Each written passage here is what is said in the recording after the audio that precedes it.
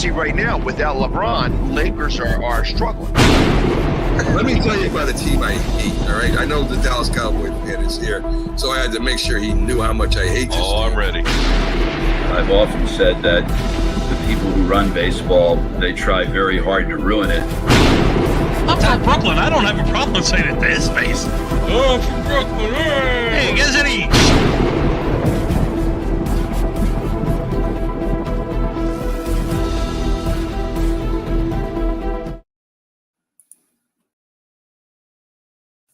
You're listening to the Captain Jack Sports Show on Northeast Streaming Sports.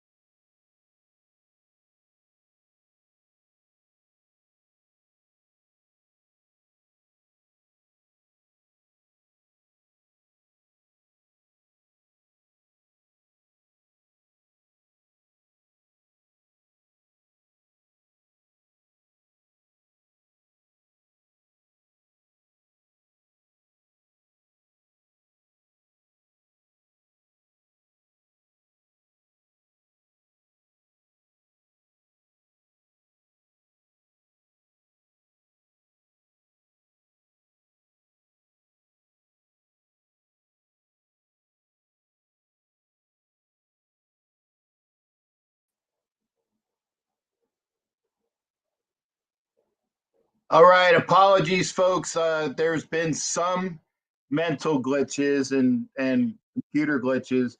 I will say, and I'm going to try to get everybody here because I want to have everybody in here.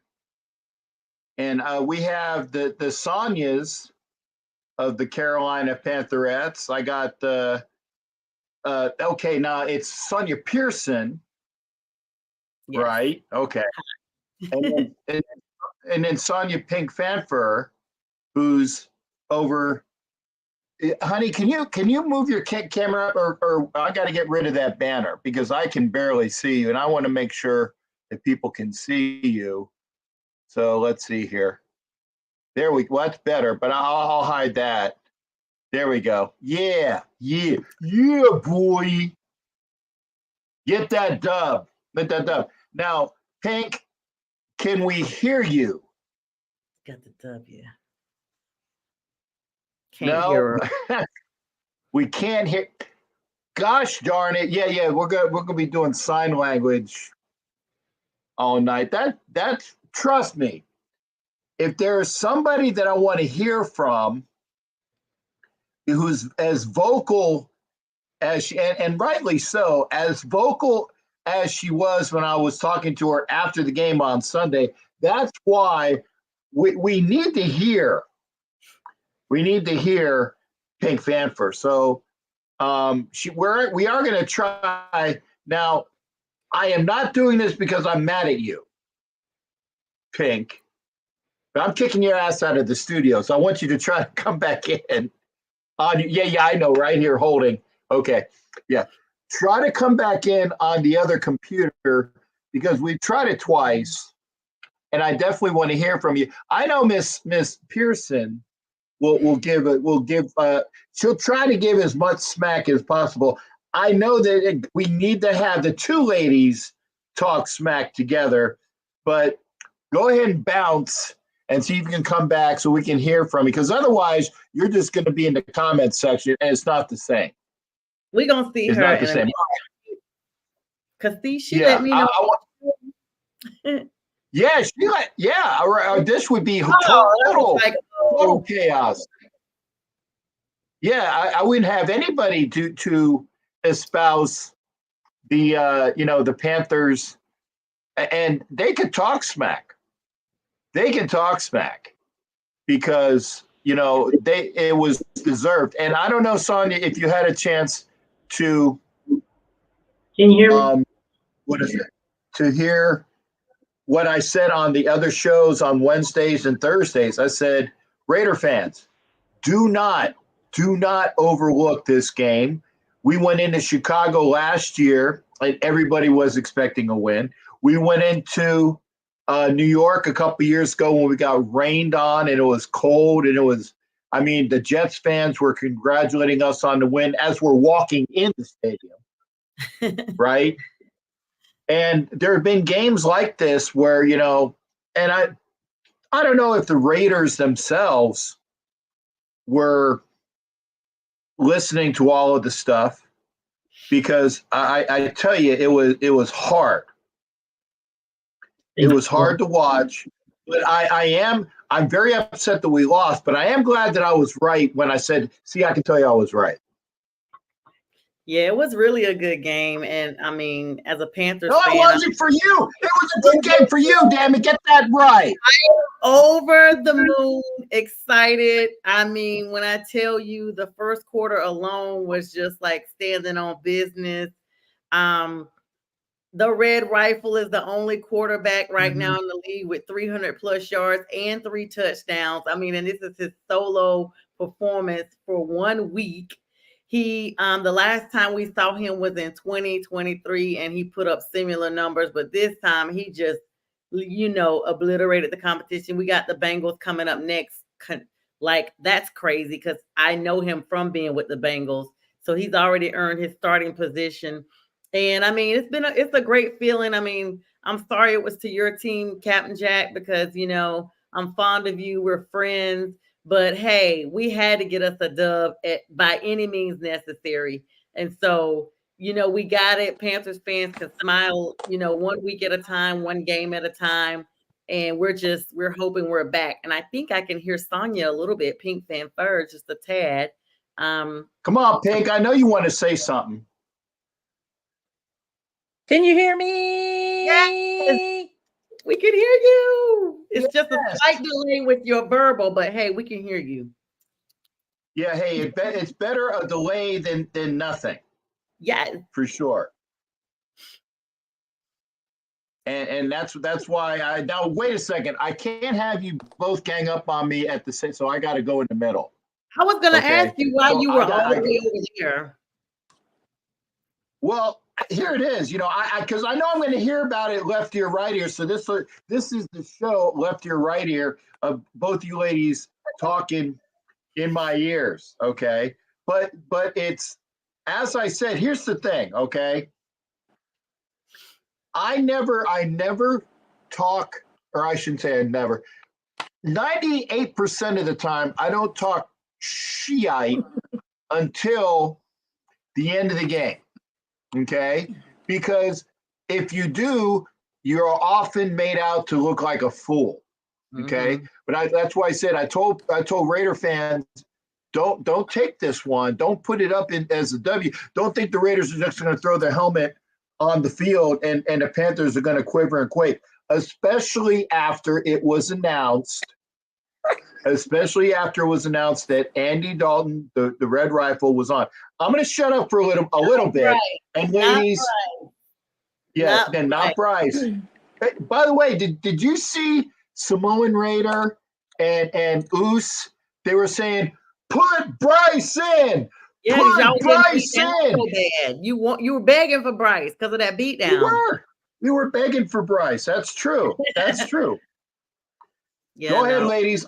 You take it for at least a couple minutes. Now that I know you're here, go ahead. I'm going to listen and get listened in on. So go ahead. I mean, I saw Pink on the sidelines. I saw her on CBS looking as beautiful and fabulous as she always does. Yeah, she does. Mean, her face on the network, you know, got their ratings up. And I was like, "There's my sister." So, Pink, how was it to be in the place? You know, actually where the spot is. We saw where you were because of all your lives. You had like premier seating right there on the level of, you know, ground level, you know, field level. How was it to witness that amongst all those Raiders? Because those fans kind of seem intimidating, but you know, I saw some Panthers fans speckled throughout, and I definitely saw you. How was it to be there at the epicenter of all of that?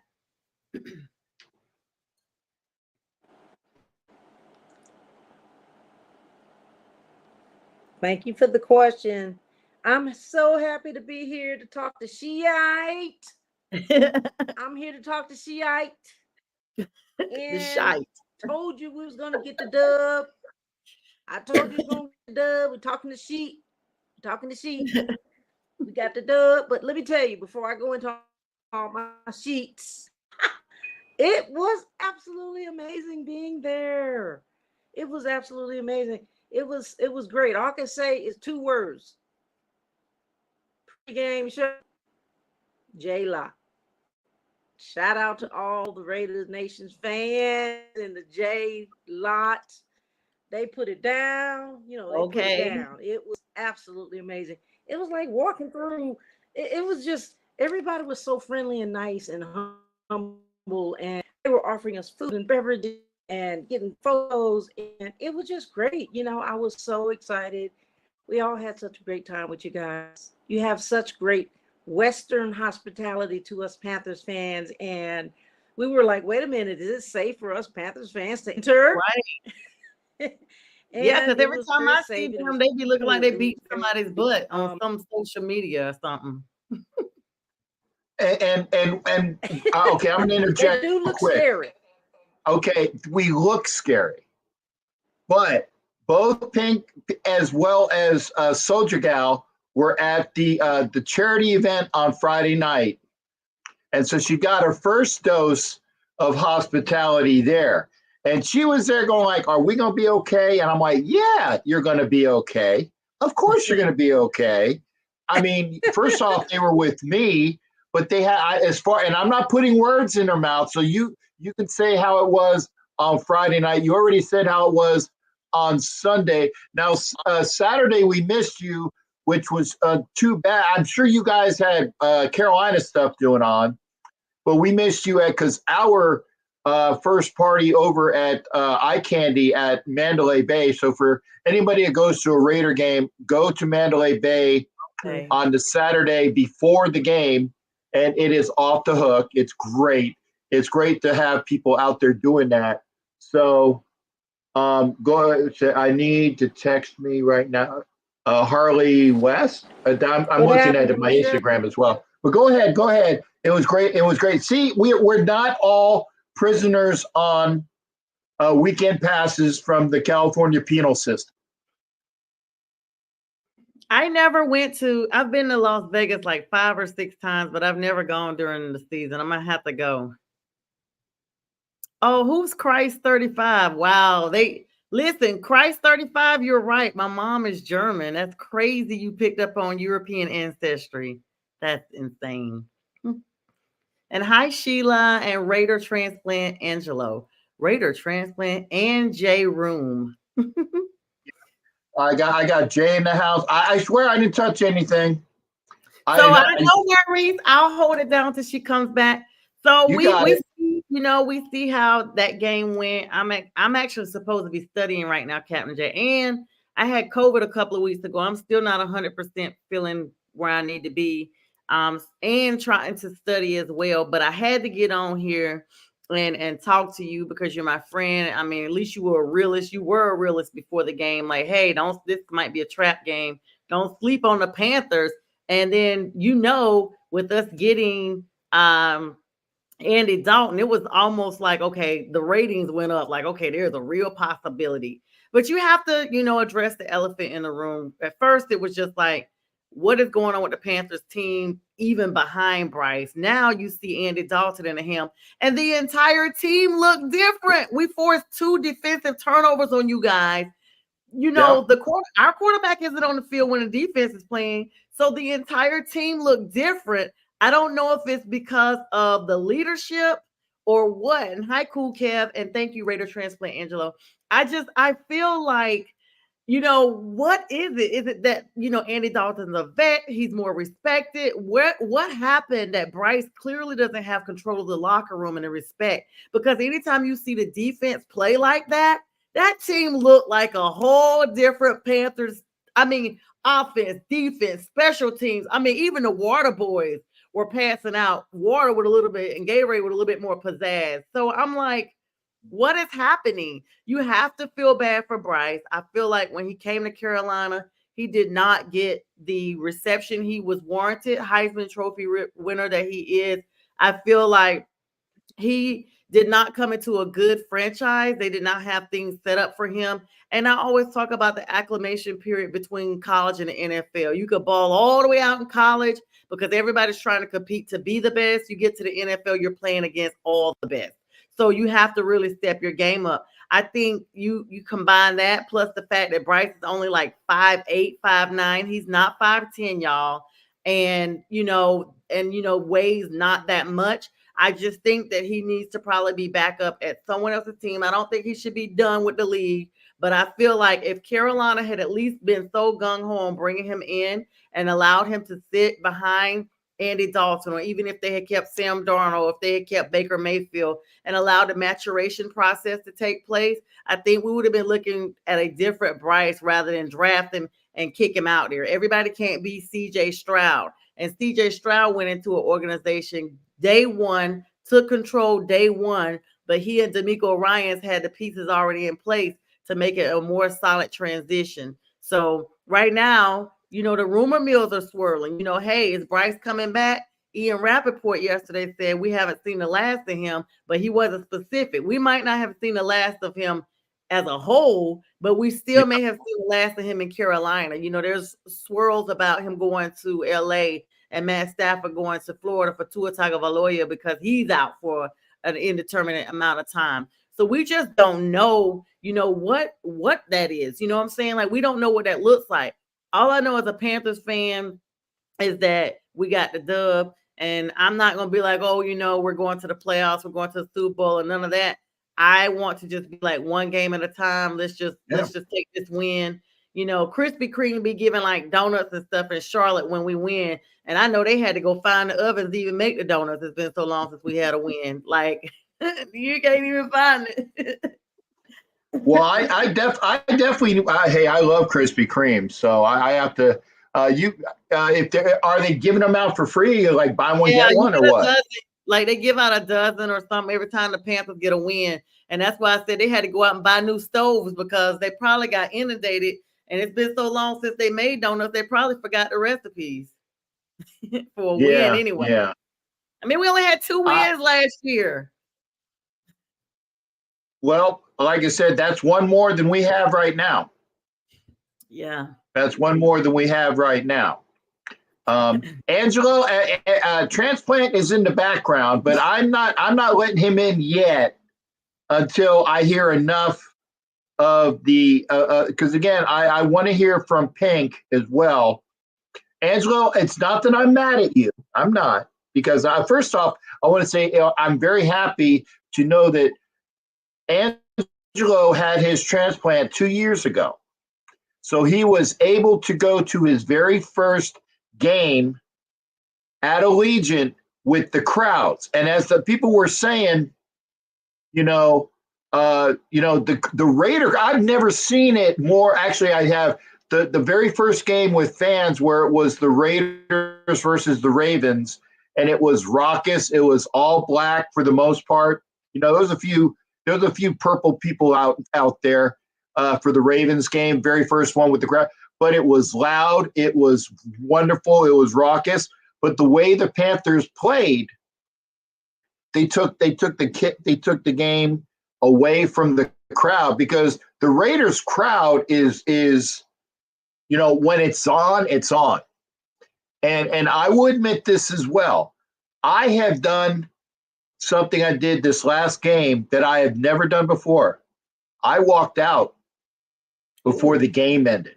Even the security lady, even the security lady, as I'm going up, and she's looking at me like, where are you going? I'm like, I'm out of here. Now, granted, I did have an ulterior motive. I needed to get over to where we were supposed to be doing the after game interview, which didn't happen because of other things that didn't happen. And my legs were horrible.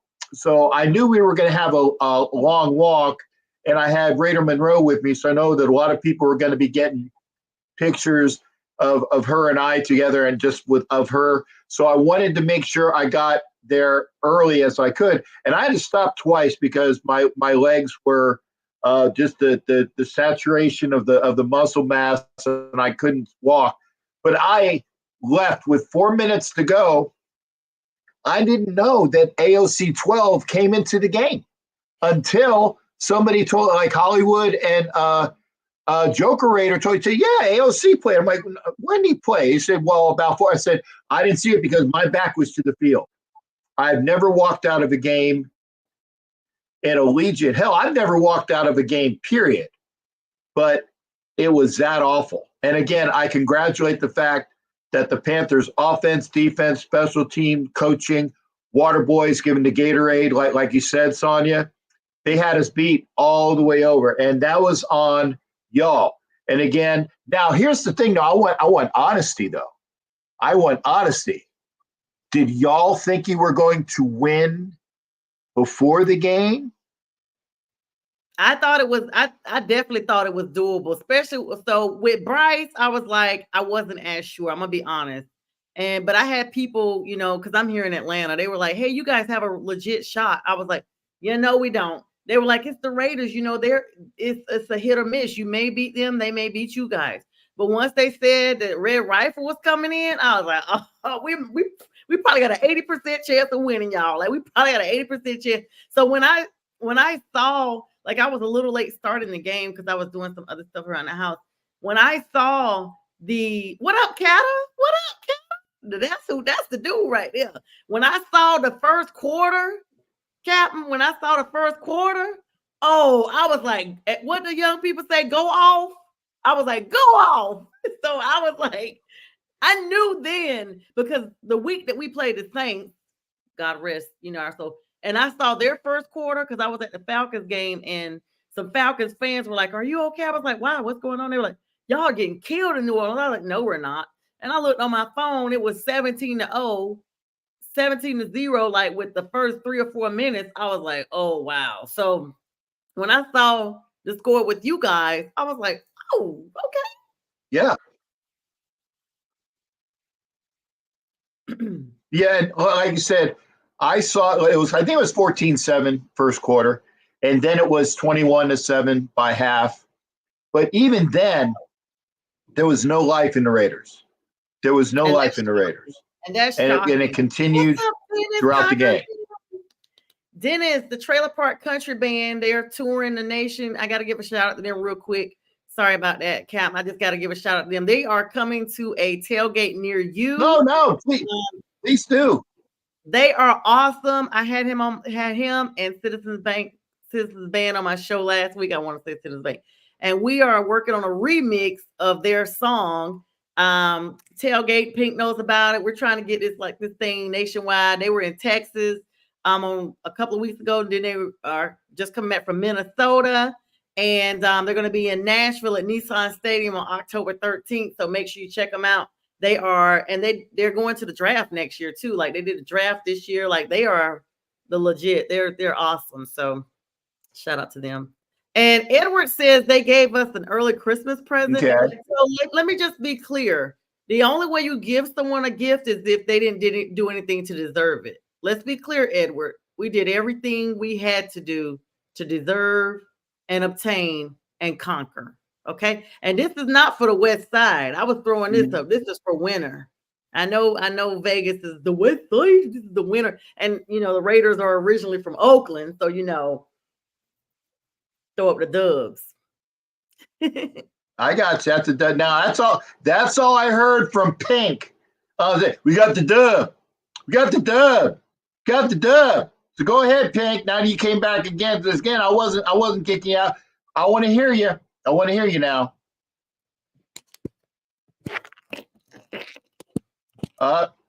It's still audio. Nope. She's gonna make me have to do this show. I told her I had 10 minutes tonight because I have to study because it is midterms. But she is determined to make me be on here. You use your phone, Pink. Call in from your phone. We need at least the audio. And I need those sunglasses. So Raider transplant Angelo said, honestly, Panthers spent a lot of money in the O-line and weapons. They just needed the QB to drive the bus. I mean, that's true, but I don't know about the O-line. Like we didn't really spend too much. We had Xavier Legette. We have Jonathan Brooks, and I think he's on injury reserve though, right, Pink? Is he out right still or he played? He played? He did not play. So Xavier Legette, Mr. Geechee himself, he's like, yeah, man, I'm a Panther now. We got him. So, but then let's not sleep on Chuba Hubbard.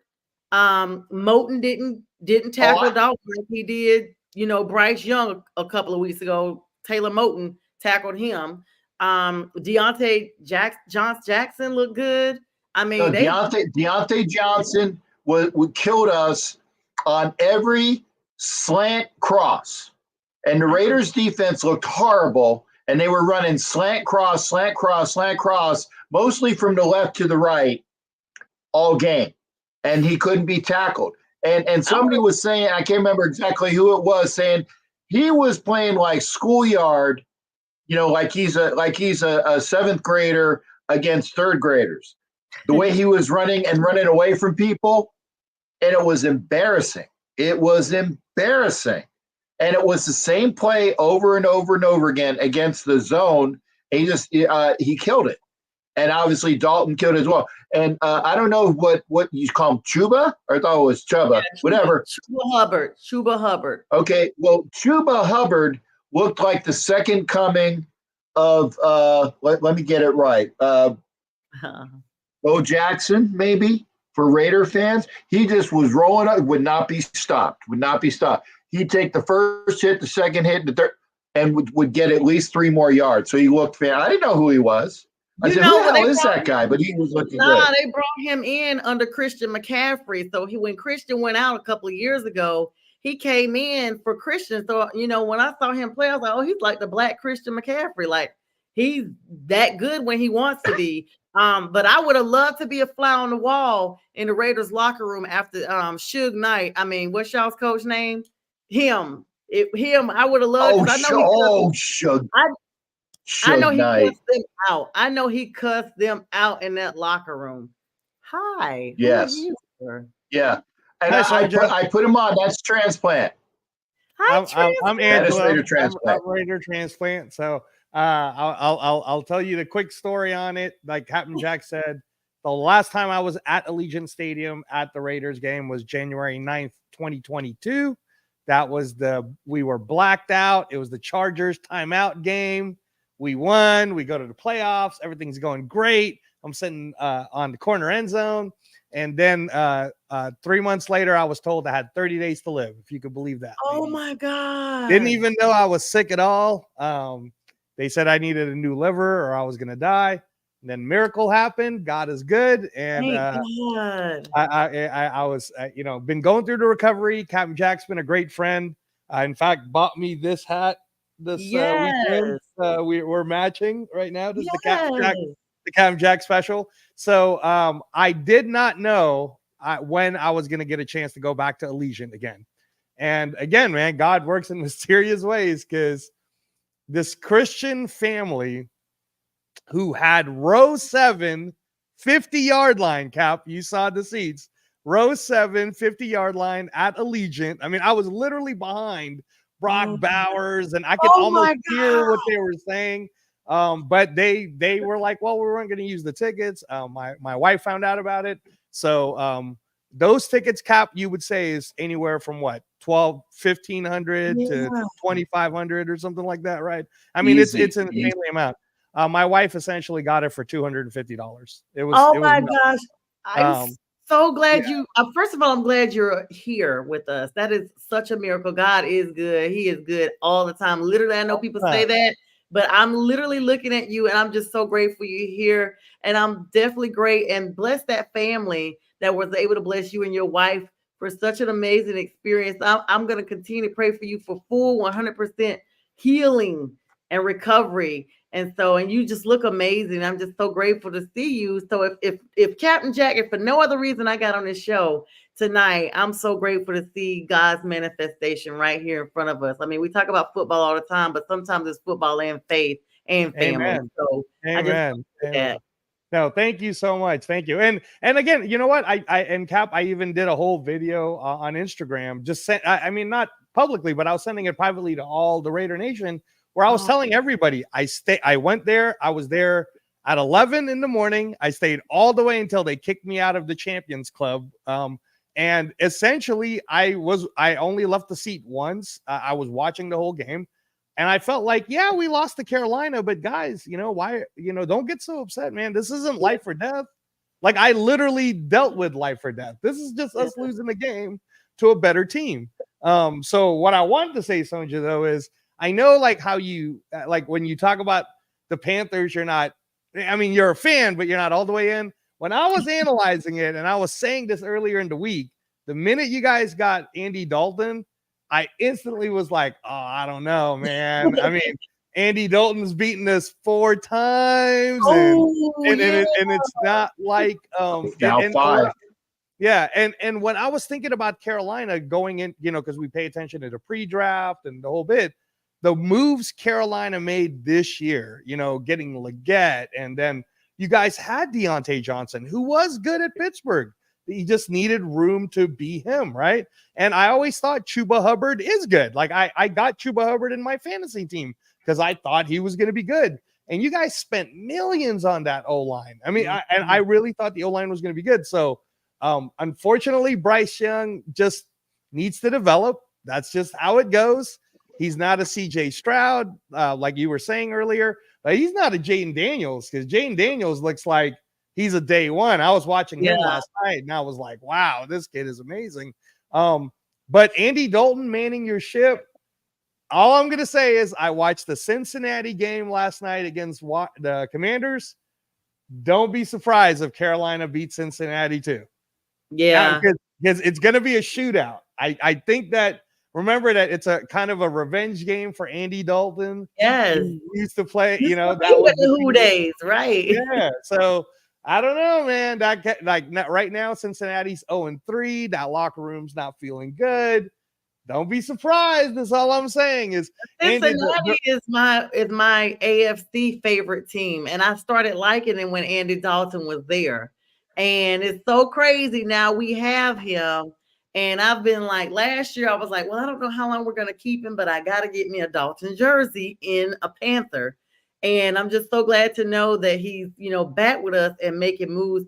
I mean, it's just like people have mixed reviews. Some of them are like, oh, you guys, it's just one game. And some people are literally like, if you're honest about it, you're like, okay, now we have a legit chance to beat Cincy next week, especially seeing them perform against a rookie quarterback and knowing that even though Dan Quinn is there, they're still missing a lot of pieces in Washington.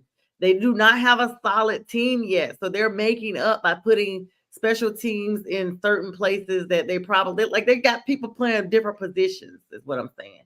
So, yeah, no, like I said, like as I think you guys are kind of in a lot of ways in the same boat we're in, and this is the conversation. Hi, Hollywood, good to see you on the chat. Anna, always love you. But me and Cap talk about this all the time. Is we kind of have a QB issue, but the QB issue isn't that we don't believe Minshew couldn't do well. When I was watching it, and I was really close, like I could literally see like facial expressions, how the coaches were talking to the players. I didn't think, like, my take on it is I didn't think our players were really giving up. The two things I got out of it was in the beginning, they were really tired. I felt like they were tired from the Baltimore game. So they started flat. And what you guys did is it wasn't like the Raider defense wasn't trying in that first series, but Andy Dalton just like punched them in the mouth. Almost like in a heavyweight fight where you go in it. And I mean, like I was watching how Christian Wilkins was warming up and he was pumped. And I'm watching like how everybody's warming up. So the Raiders came and then they got knocked down essentially. In a championship fight, they got knocked down in the first round. And then it was kind of like, okay, now it's our turn to punch back. And when the way we ran those plays and the way we called, and I Cap, you're gonna have to give me something here, but why are we doing that playbook for Minshew again? Like, can you explain it to me, Cap? Because the way that playbook looks, I don't need to explain it. I just put it on the screen. And Pink, check the private chat. I sent you a message. Okay. Yeah. Pink says she's going to come in on chat. Okay. So hopefully she'll be able to be there on chat. I sent her a private message. She also said she's going to come in on chat as well. Yeah. Okay. Yeah. That's what. Of course, man. If I would have known, that's why Apple sucks. Yeah. Come in through That's Chrome, why. That's why Apple they block it. Apple effing sucks, and that is why I'm going to say that. Apple effing sucks. That's why we're having issues. So pop out, and you'll be able to come back in because I was wondering why we didn't have her on. So once she told me that, I was like, "That's a Safari issue." Oh, wait. Safari. So real quick, at school today, because you guys know I'm in law school, they just talked about Safari just did this big update 2 days ago. So if you were able to use it for Zoom, all this streaming stuff, the law school is even affected by it. So if you've used Safari in the past, Pink, this makes sense why you can't use it tonight. And it won't be resolved until about the end of the week. So you have to use Chrome or Mozilla, Foxfire, whatever it's called. Firefox. So log out, come back, copy and paste the link and go through Chrome. Watch her be perfect when she comes back. Yeah, that's it. So it's not me. So Cap, to be fair again, and again, this is the first time that I've ever watched a football game where I was so close, I can like really see what's going on. To be fair to the O-line, I thought that they protected. Okay, let me say it this way.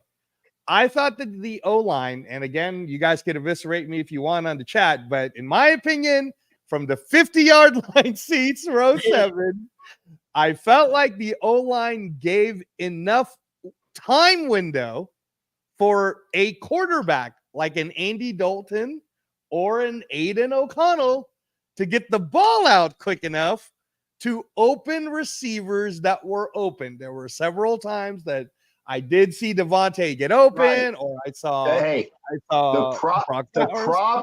The The problem with that is it makes them one effing dimensional, because if they can only pass, then people are going to start sitting on routes, and they're going to be able to cover the receivers because they know the offensive line cannot blow out the defensive line in front of them. Why? Because they're zone blitzing.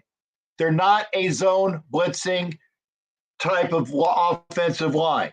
That's the main issue. So if you can only pass block, and still, I would say that they're pass blocking adequately, not greatly, but adequately. Okay, you're not going to win games because the Getsy, and again, don't even get me started on Luke Getsy, but until they fix the offensive line, Getsy's going to be made to bear the brunt of why the offense sucks, because the offensive line needs to run to set up the pass. If you go pass, you go down the field, you might be able to get things done occasionally, but the corners are going to be able to sit on routes. The safeties are going to be able to come up. So, Minshew, thank you. Good. See, Angelo, that's one thing he does. He has the capabilities to throw up comments. And So what Hollywood is saying is and Hollywood, correct me if I'm wrong, man, but doesn't Minshew seem like he's got happy feet? Like there were several times, again, from my viewpoint, where it already looked like read one, which is Devontae Adams, was going to be open if he just let the ball go. But then he doesn't let the ball go. He like kind of holds on to it, then he kind of runs, and then he runs again. And again, I'm not a Minshew hater, guys. I'm not. I'm just saying that I think the way Minshew could do well for us is if we were running 3 wide receivers or spread offense, one back, like something like that. Because this style, the style that Getsy keeps calling, is conducive for someone like Aiden O'Connell. Get the ball, dump it off, or get the ball, quick pass, right? And then run. Like that's an Aiden O'Connell style, not a Gardner Minshew style. So it's kind of like Sanja. I don't know if you watch boxing, but I feel like if you watch a boxer who's a fighter that's not a power puncher, but he's really good at jabbing and moving, you should let him do that. But if you tell that boxer, now I need you to go power punch and knock this person out, then they're just going to lose the fight anyways. And I felt the last 3 games, other than the fourth quarter of the Ravens game, they've been trying to get Gardner Minshew to play like Aiden O'Connell. So either play Aiden O'Connell or let's run plays that work for Gardner Minshew, which I believe is we go spread offense or trips with Brock Bowers, which is kind of like having 4 receivers anyways. But I don't know. Maybe I'm just too excited from seeing it so up close. Cap, what do you think? Well, yes, I'm probably saying, but I want to make sure that we get the ladies to talk about their Carolina stuff too while we have them on. Absolutely, because we could talk about silver and black stuff, and obviously we will be here for as long as there are comments, and hopefully if people want to come in, because again, I know Sonia, the lawyer in training. See, I said it correctly this time. Yes, you did. The lawyer in training, because she ain't a lawyer yet, and I don't want to get her in trouble. But the lawyer in training wants to make sure that she gets back to her studies, and hopefully Sonia Pink Fanfur can find a way where because such beautiful faces, but no sound. That's why I said don't worry about the picture. The sound is the most important part of any broadcast, because you can be beautiful, and if you sound like Marge Simpson's sisters, it's not the best thing for a show. I'm gonna tell her to call me so that she can just talk through on the phone. So that way you can still see her face. You can still see her face. Okay. I just told her to call me. Let me turn off my do not disturb so I'll get it. And then that way we can still see her and stuff. And hopefully I got the echo cancellation, so it shouldn't be super like echoey. But if it is, we do. But I told her to log in through Chrome. I don't know what happened. Maybe she can't get Chrome on her device. I don't know. But it's just I hate, but the fact is that both of you ladies are here, and I appreciate that because again, there are plenty of Raider fans that, and if you have anything you want to say, that you want to say,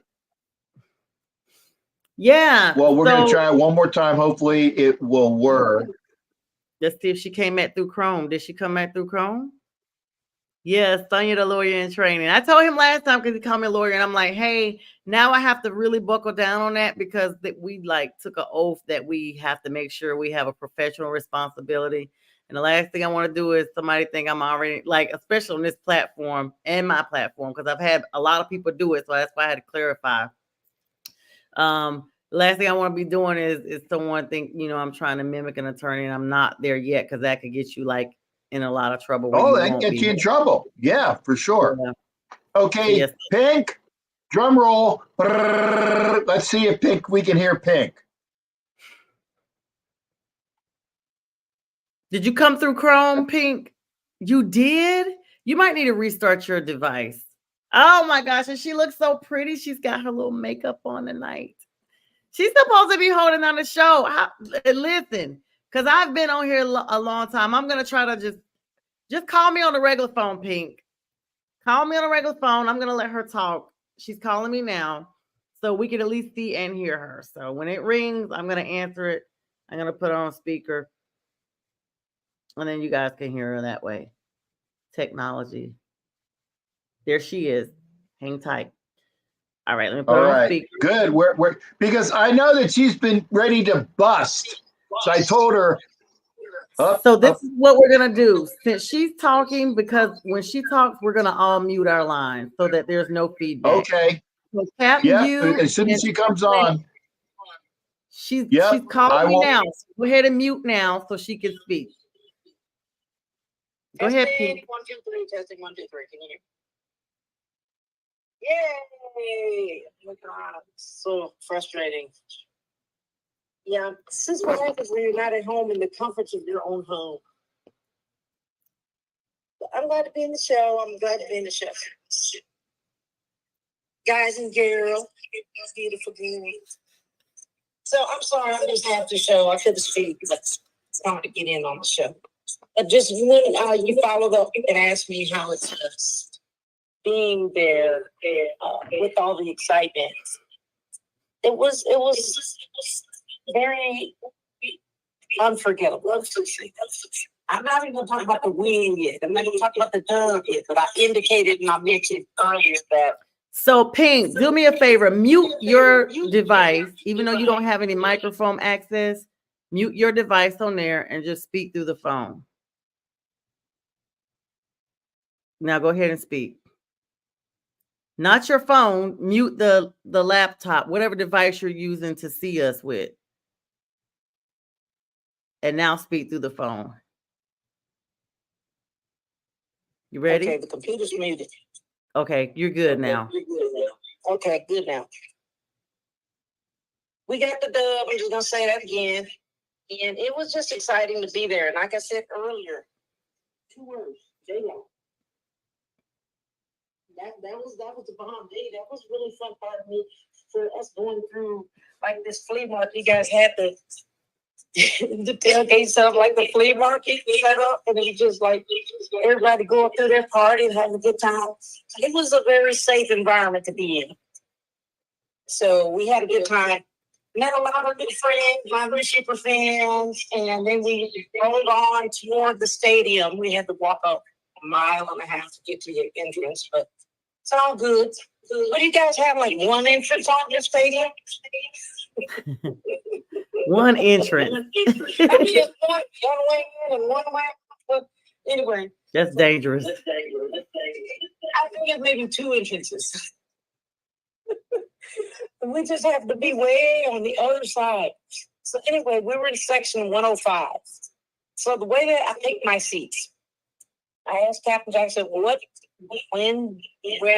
do our team, does our team come out of?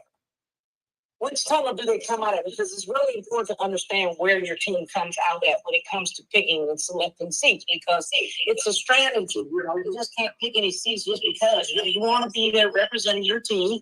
So you want to make sure you do the homework as far as where your team comes out at, so you can be right there.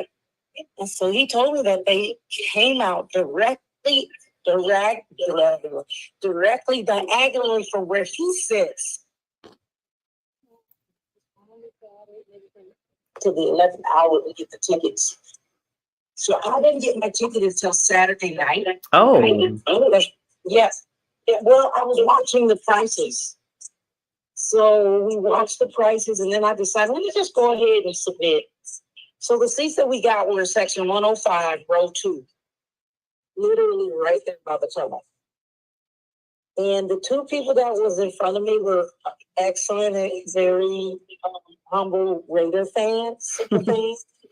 Rosie, is that her name? Rosie, and they sat right directly in front of us. And so when, of course, 2 minutes before the game ends, we knew we were going to win. And they're like, yeah, you guys come on down. Come on down. We got to sit in that front row. And so all of the Panthers fans converged over there on that side. Oh, wow. Converged over here, and they're going to try to get over here. So they did. They came and converged on us. And the two gracious Raiders fans let us sit there in the top, right in the front. So it was very good. I mean, it was very exciting. It was. How much were those tickets at the last minute? $225. That's it? Wow. They drop. You got to watch them. They drop. The closer you get to the game, yeah, prices do drop.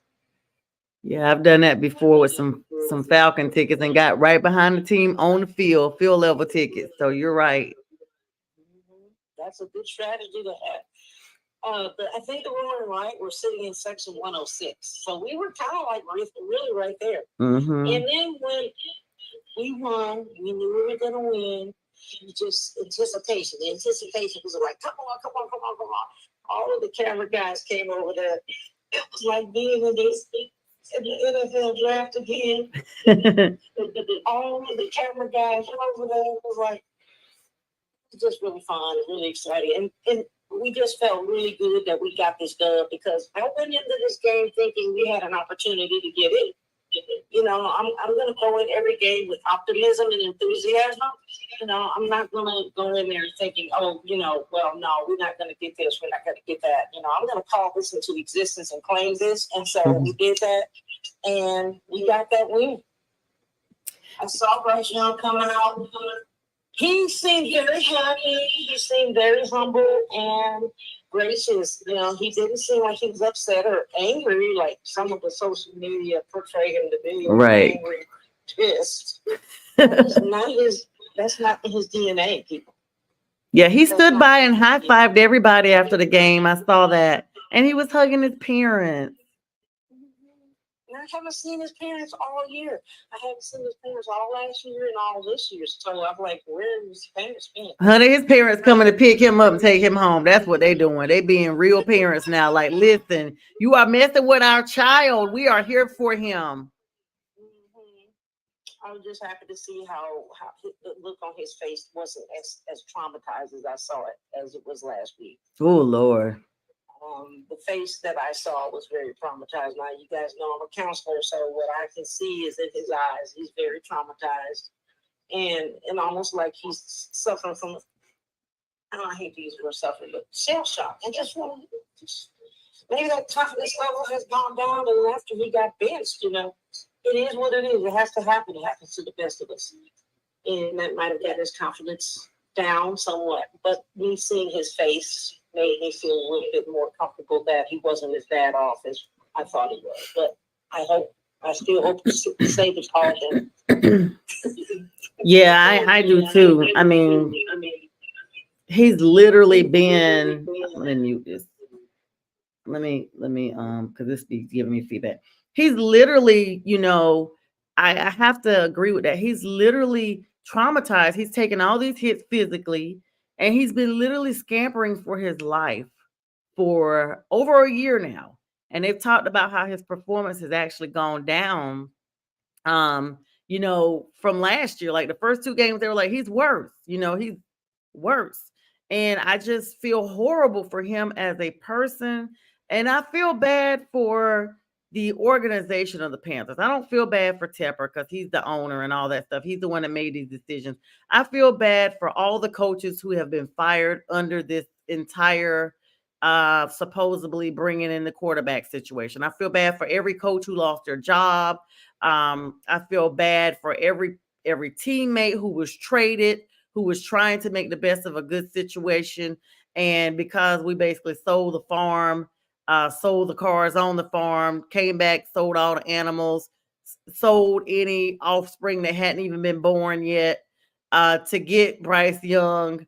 And now, we're not going to be stuck with him. I mean, this is year number 2. It says a lot that he's benched in the second game. And I really don't like to use the word benched because to me, benched is always like it's reflective of the performance of the player. And I just think this is one of those situations that at 5'8", it's not the performance of the player. It's the performance overall of the team and what works best for the team. And I'm angry a little bit because I like I was telling Captain and talking to Raider Transplant a little bit earlier, they should have left Baker Mayfield with the Panthers or Sam Darnold so that they could have brought Bryce Young in and allowed the maturation process to take place like Green Bay does with their quarterbacks. But no, you drafted Bryce and you tossed out Baker and Sam Darnold. Then you were scrambling for somebody to come in, and then that's when you went and got Dalton. And Dalton sat over there chewing his gum, fired up, ready to go. And now that we have, I'd like to say, been donated 2 games last year, I really don't even think we won those 2 games. I saw the Falcons game. I think they were just like, God, just give them a game. And I definitely feel like the Houston Texans gave us a game because CJ and Bryce have been friends since they were 15. And they were like, listen, this game is not going to really matter to us. Just go ahead and give them the win. And so technically, it had been close to 290 days since the Panthers even had a freaking lead in a game. And so, we're going to ride this. I mean, I was saying I was going to wear Panther stuff every day this week to school. I got on a Bryce Young jersey now, but I haven't. But yeah, so that's what I got to say. Sonia, I'm gonna disagree with you on one thing. Okay, he was benched because of performance, team performance, and his performance. He was benched.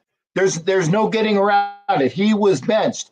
And I think that he's going to go through the same thing that the kid that was playing for the Niners that got dealt to the Cowboys, from the kid from North Dakota State University, I can't remember his name. He had the same thing. Okay. So he's going to sit there in Carolina and languish up until the time that somebody wants to give him a chance.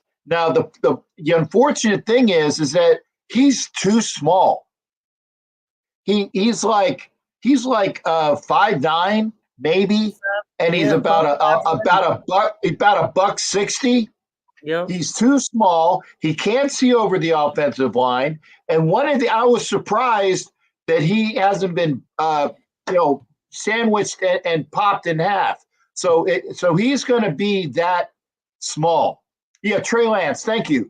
He's going to go about the way that Trey Lance was. He didn't get his opportunity in the Niners, so they dealt him for a low pick for Dallas but at least Trey Lance has got the physical intangibles. And Bryce Young, and I'm not saying he sucks because, again, he is a Heisman Trophy winner that played well in college. But you know what? There are plenty of Heisman Trophy winners. In fact, you drafted 1 years ago who played for Florida State. That's absolutely sucked as a pro. That's Chris Wenke. There are Heisman Trophy winners that absolutely sucked. University of Miami, Gino Torretta. Okay? It doesn't matter if you're a Heisman Trophy winner. It's how that play performs in the NFL. And I would say that he was that small until they drafted him. He's small. But that's the thing. That's why you go to the combine and you see what you're getting. So they went to the combine and they saw him? Yeah, then that's on your general manager. They said Nicole wanted him. Perform at the combine. He didn't perform at the combine. But no. But he performed amongst people and did the physical things, because the combine, that's why when you see a lot of these people that don't go to the combine and you kind of like go, it's because of things like that. The physical intangibles. By the way, Angelo, how the hell do you do that? Because I want to, he actually got all the 4 screens to be as big as possible. It's the physical intangibles that you either get in a pro day workout or at the combine. But don't you tell me that you didn't go to his pro day down in Alabama and see how short he was and how skinny he was. That's on the general manager. They were at his pro day because it was televised on the SEC network. And his handstand was probably the length of 2 fingers. What's that other coach we had? Steve Wilkes. Frank Wright. Oh, Frank Wright, yeah. Right. He was there. The owner was there. They went to his pro day. And let me ask you this question, because you mentioned his size. Everybody always mentions his size.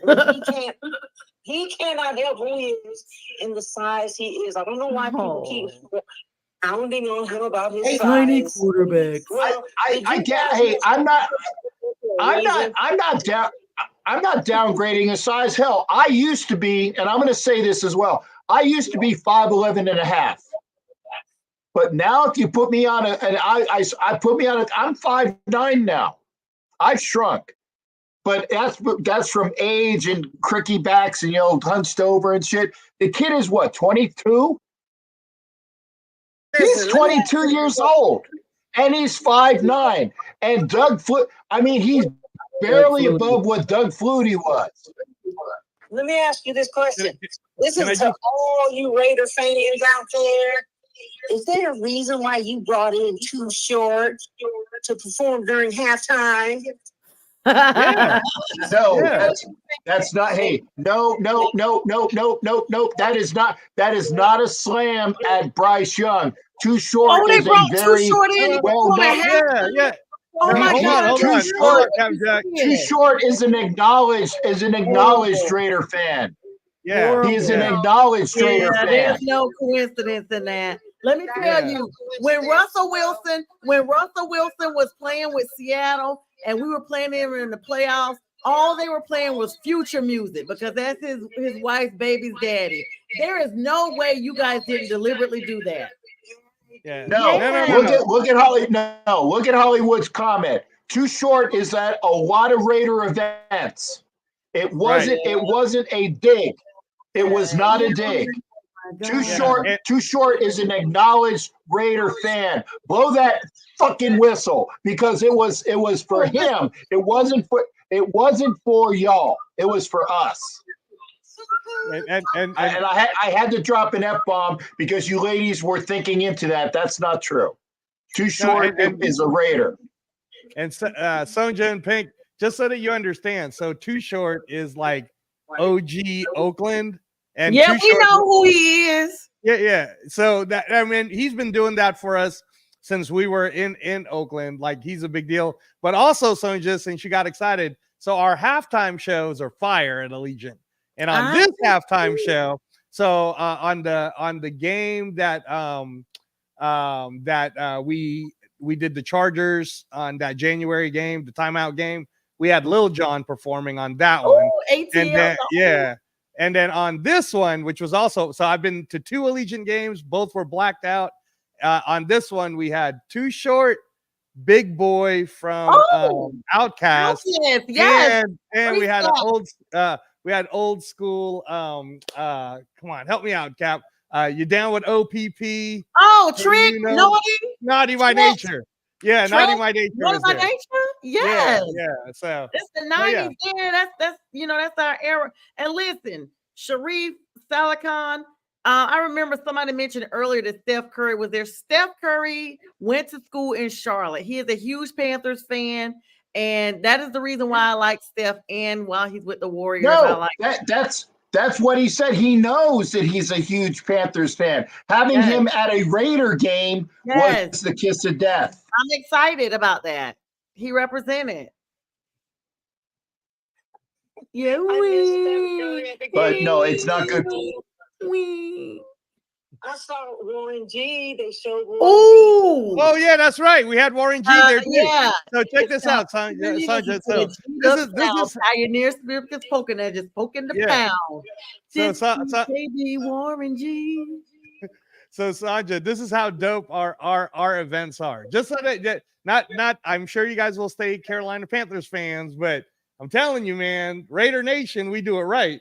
So we had a pirate ship on the parking lot during the fan tailgate event, and Warren G was singing or was rapping during that time. So I'm just saying, man. No call y'all out though. Y'all put all y'all efforts into the halftime show and not the real game.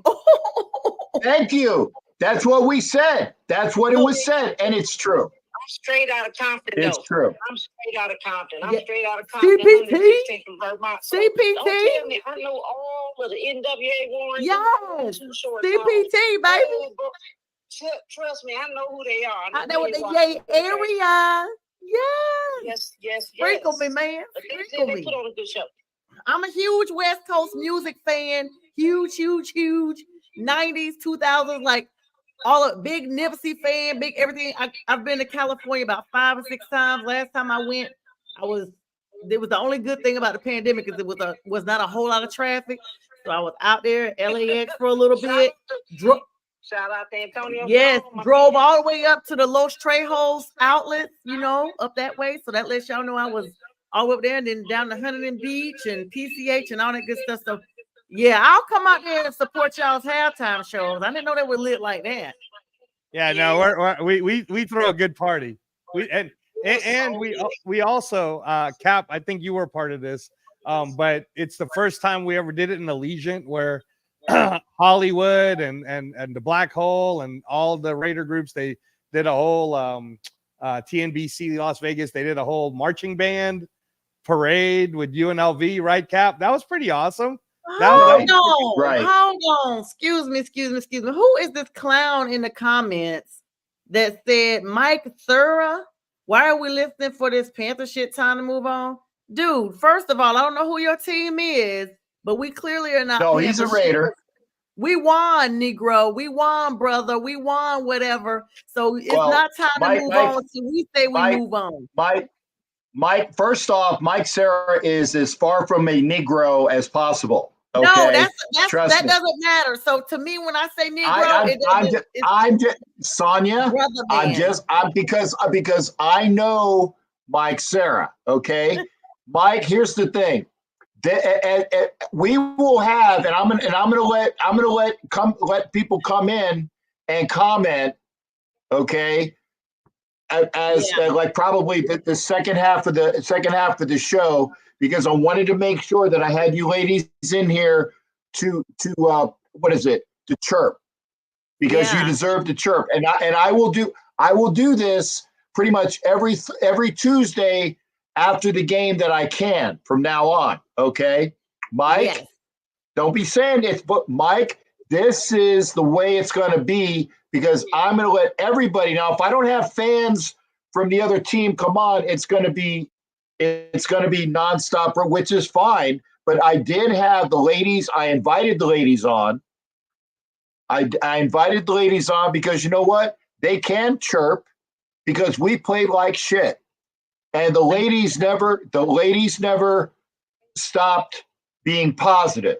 Now, I will say this, though.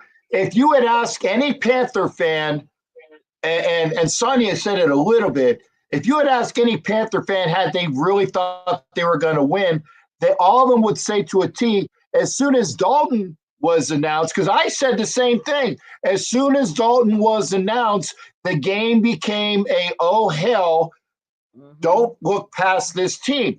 If Dalton did not play, Cap. If Dalton did not play, it would have been a royal decimation for Bryce Young and the Panthers, in my estimation. Exactly. In my estimation. He might have unpacked and left his stuff in Vegas. You know, they say whatever happens in Vegas stays in Vegas, and he might would have stayed in Vegas after that loss, because Yeah. So and just I mean, this is how it works, right? Like like all respect to the ladies tonight, obviously, Cap, because they won. Like we don't get to talk shit to the team that beat us. Thank Like you that's guys. that's just how it works, man. Like we're I mean, a lot of people's gonna go ahead and we're being respectful. We are being respectful. You this are. Mike Sarah dude They is are. coming on to being straight nasty. You don't know me, so you know. But I can give you an invite to the show so you can tell me who you are. Right. Yeah. Come on the show, Sandra. I'm gonna do that now. He ain't even got a face. Anybody can comment with type. Right. Hey, let me give a shout out to Antonio. No, I'm doing that now. Look, man. I'm doing that now. If anybody, if see you. Oh, look. If you want to come in, National Streaming Sports just put that link out there for him, honey. There you go, National Streaming Sports. I did put the link out. I did put the link out. And it's after 10 o'clock, but I want this Mike Sarah to come on here with this link before I jump off because I got to do some studying. But I want him to come on. I want to see him face to face. Well, Sonia, because I know Mike Sarah, again, I know my audience, okay? Oh, it's going to be bad, Mike Sarah. No. Listen, please. Okay. I'm trying to be calm and above all, okay, and be fair. Mike Sarah is one of my people that stays in the comments and has only once or twice at most, it was a couple years ago, come on camera. So I know my people that are on camera and I know the people that are in the comment. Okay. So if you can screech at them, but it most likely won't happen because Mike Sarah also is one of those folks that works out all the friggin' time. So he's very busy and he almost never comes in virtual be a thing. So again, I know you're egging him on. No, but I it's just not want to going to see who happen. he is because he's talking this. Listen, no, I'm not egging him on. I'm just like, hey, you know, if you want to talk, let's talk. No need, you know, being disrespectful because he's dropping F-bombs and all this stuff. He does it via the comments. Now, Sharif, on the other hand, will come in. Sharif will come in on video. Okay. James Mary is giving everybody shout outs about looking handsome. Oh, here you go. Here you go. Who was that? Who was that? Wait a second. You wanted him. You got it. What's up?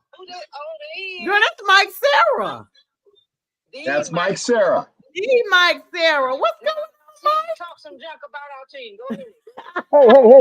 Hey. And as you can see, he is not a Negro. Well, you said, come in here, Negro. No, he's not a Negro. I said, or brother. Like it's a universal phrase for me. First of all, don't. I'm just saying. We don't need to get racial and all this shit. That's not right. I don't believe in that stuff. So, I'm here. I'm walking. And hey, you guys played a great game. He's working out. Okay, you guys kicked our ass, and hey, you know what? More power to you. I'm just ready to move on to the next game. That's all I'm saying. Because we got bigger problems in Raiderland than you guys have right now. He ain't hear you, Pink. She said, "What? Can we just relish in this game because we were invited on this show by the Capt to talk about? Hey, you can relish all you want. I love it, man. You guys kicked our butts. You kicked our butts. Hey, I'm not taking anything away from you. We appreciate you, Mike. I'm glad you came on. I know you're super busy. It's all in fun. It's all in fun. And as I said, Mike is a fitness person that's either working out or walking like he is. That's why I always tell him to run an extra mile or walk an extra mile for me because this badass needs to do it and won't. So I'm just saying, I know my peeps on you, like you know your peeps on your channel. I like to make sure that you understand what's going on. Let me just say this. Let me just say this. I knew when they said Andy Dalton was starting, I knew we were in trouble. I knew it. He has been a thorn in the Raiders' side every time we play this guy. Every time. And yes, he was on that team. He was on the. They got scared. He was on the Saints team when they beat us 27-0, and we never crossed the 50-yard line. He was the starting quarterback then too. Raider Man 81 said, "Let them enjoy what might be their only win." Okay. Hey, you know what? I hope you guys win the rest of your games. I would love to see it. Yeah, no, I want you guys to win the rest of you. Are you kidding me? I want you to beat the Chiefs. I want you to beat the Chiefs in the Super Bowl. You beat the Chiefs in the I Super Bowl. I will forever be your fan. Okay, guess what? Sonya, Pink Fanfare. I don't know how she's gonna get in, but I've got to go. It's after 10:15. I gotta study. I wanted to meet Mike. Mike, thanks for coming on. I really appreciate that. I appreciate you guys being on. I'm not trying to piss anybody off. I just wanted to move on from the game because I'm pissed off about the game. No. It was a bad game for us. Let me just not pissed at you, pissed at us. Yeah, Pink will tell you. I just talk junk. I'm just all about fun. I'm not, hey, I'm gonna beat somebody up. I'm just like, oh, come on. It's just all in fun. So, that's just how I roll. Pink, what you gonna do about being able to be on the show? I'm gonna jump in the comments from the phone. That's my only option at this point. Capt, I need to have you and Mike if you'd like to come. And Raider Transplant, you guys know how to reach. Capt knows how to reach me. I'd love to have you guys come on my show, Prim and Proper Sports. I sit down and talk to fans and NFL players alike. So you guys just let me know. I film at 9 on tomorrow and Friday as well. So just let me know, y'all. Can you do that again? I'm gonna give you a solo shot. Can you do the promo again for your show? Oh, sure. So, oh wow. All right. So I'm Sonya Pearson, host of Prim and Proper Sports. I film Wednesday nights at 9 p.m. Eastern Standard Time. I also film 9 p.m. Fridays Eastern Standard Time, and even tonight, Tuesday, even though I'm going to go ahead and give divulgence to this show, 9 p.m. Eastern Standard Time, I speak with NFL players and super fans and fans alike. Would love to have you come on the show. No matter what sport you like, I talk about everything from hockey to tennis and, of course, NFL. So please tune in Prim and Proper Sports. Subscribe on YouTube just by looking for Prim and Proper Sports. And I'm on Roku, Fire TV, Instagram, Facebook, and all the socials. All right, there you go, y'all. There you go. You never talk boxing, Sonya? I do talk boxing. Do you? Because that's my jam, Sonya. Frank Lotiero on my show a few times. Jack Hurst, also the Glove Fist. They've been on a few times. Yeah, check out some of my old episodes. They're on there. Okay. I'm gonna let Pink Fan say what she got to say before I hop off. Yeah, well, I just wanted to say Sandra does a really great show, so we would love to have all of you guys on there. Cap's been on there several times. Matt Cat has been on there several times. We had Dallas Cowboy Angel on there last week. I've been on there. There's quite a few celebrities on there. And I love doing all her reels and promos. She's awesome with that. So learning so much with that, and it's just very exciting. Didn't realize that doing these shows was so fun. So I appreciate you guys for inviting me and Sandra on here tonight. Yes, definitely fun. You lose track of time. Like I could be on here to midnight and wouldn't have nothing done, and we just be still kicking and having fun. And hi, Earlene, my sister. I'm tuning in from VA. So of course I've shared this stream everywhere. So people will be coming on in throughout the night. Well, as long as we have participation, and hopefully it's more than just me and Angelo on here, because I have to fight to get in words when Angelo's on here, but you laugh, it's true. But no, hopefully we get a lot of folks in. But I want to thank the ladies for coming in, and I see that you shared the broadcast. So folks, if you want to come in and talk sports while you're here, even when Sonya, the lawyer in training, goes back to studying, and Pink Fanfare, I'm sorry that the communication link was not working, but I'm glad that you finally got in, at least audio-wise, because I did want to hear from, because all I heard was, we got the dub, we got the dub, we got the dub. I said, well, I want to hear from you. And you're welcome, girl. I got you. There. And I can answer the question. The ladies did have a good time. We had a great time. Great time. I got to join you guys. Hopefully, the next time the Raiders play the Panthers. You've been telling me for years, Captain, even before I met Pink. So you've been telling me, because a lot of people don't realize I met you back in 2016 in Canton at the enshrinement of Tony Dungy. You and I have known each other for a long time, and here we are again. Like, those years really fly by. So it's been an honor to be here tonight. Very grateful. Thank you to Pink Fanfare for letting me know, because I was like, hey, I don't got no link. And she was like, oh, bam, here you go. Because I was like, I'm going to be studying, so I'll get with Captain later. And she was like, oh, no, ma'am, here you go. So I was like, oh, and I got to throw a jersey on and jump on here. No makeup. So forget the look. But I tried to get in here and get in tonight. You look great, Sonia. I was just say you look awesome on accident when other people try to look awesome on purpose. So I don't want to hear anything about makeup. This is the scary. This is the scary. Okay. Pink, any closing comments? Pink, I got you on speaker. Well, no, I think I'm probably going to jump off here too, but I wanted to thank you guys again, Cap, Jack, having us on, and good to see you again, Raider Transplant. It was so good to see all of the super fans in the comments. Shout out to Antonio Strong, my Army Strong and high school battle buddy.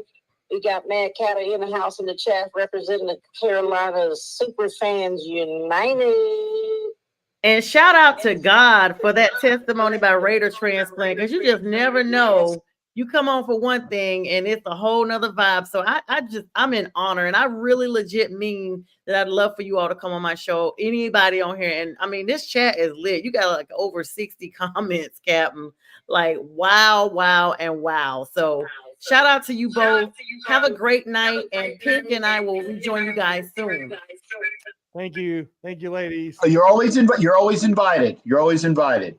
So, ladies, thanks again. If you pop out, I understand. Thanks again for being here. Y'all take care. And I'm going to get with Antonio Strong. And I'm putting his comment up. Okay, Antonio, I'm going to say it so that you understand this as well. There's only one fucking nation. One. There's no such thing as Steeler Nation. There's no such thing as Steeler Nation. I don't want to hear about it. Okay, I get it that you're a Steeler fan. It's Steeler country. Okay, you're in Steeler country. That's it. But I appreciate you coming in. Big ups to you as well. Thank you. But buddy, I gotta draw the line at Steeler Nation, and I appreciate you being here. Okay, so please, I know it's going to fall upon deaf ears, but there's only one nation. And thank you for coming in, Antonio.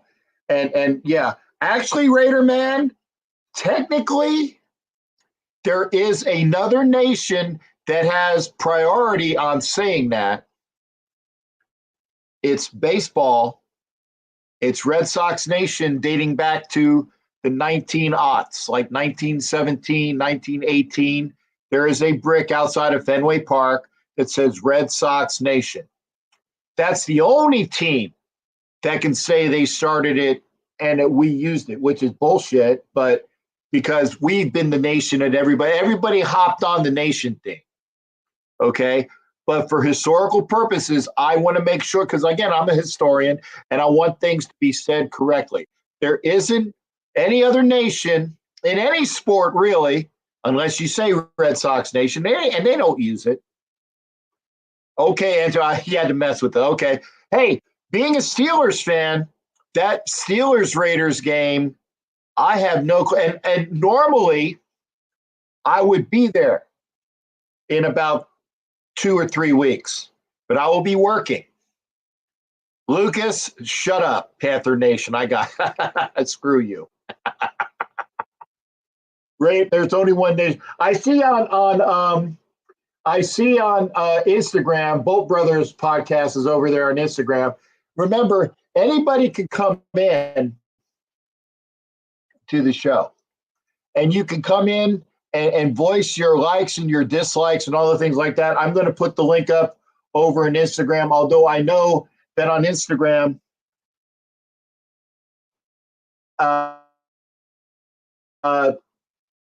you can't. You're going to have to come in by yourself. Robert was about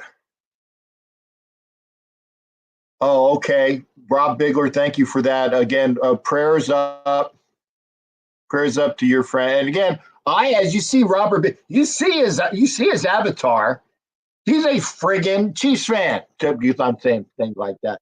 But again, blessings, Robert Big. This is open for everybody. This is for everybody. Okay.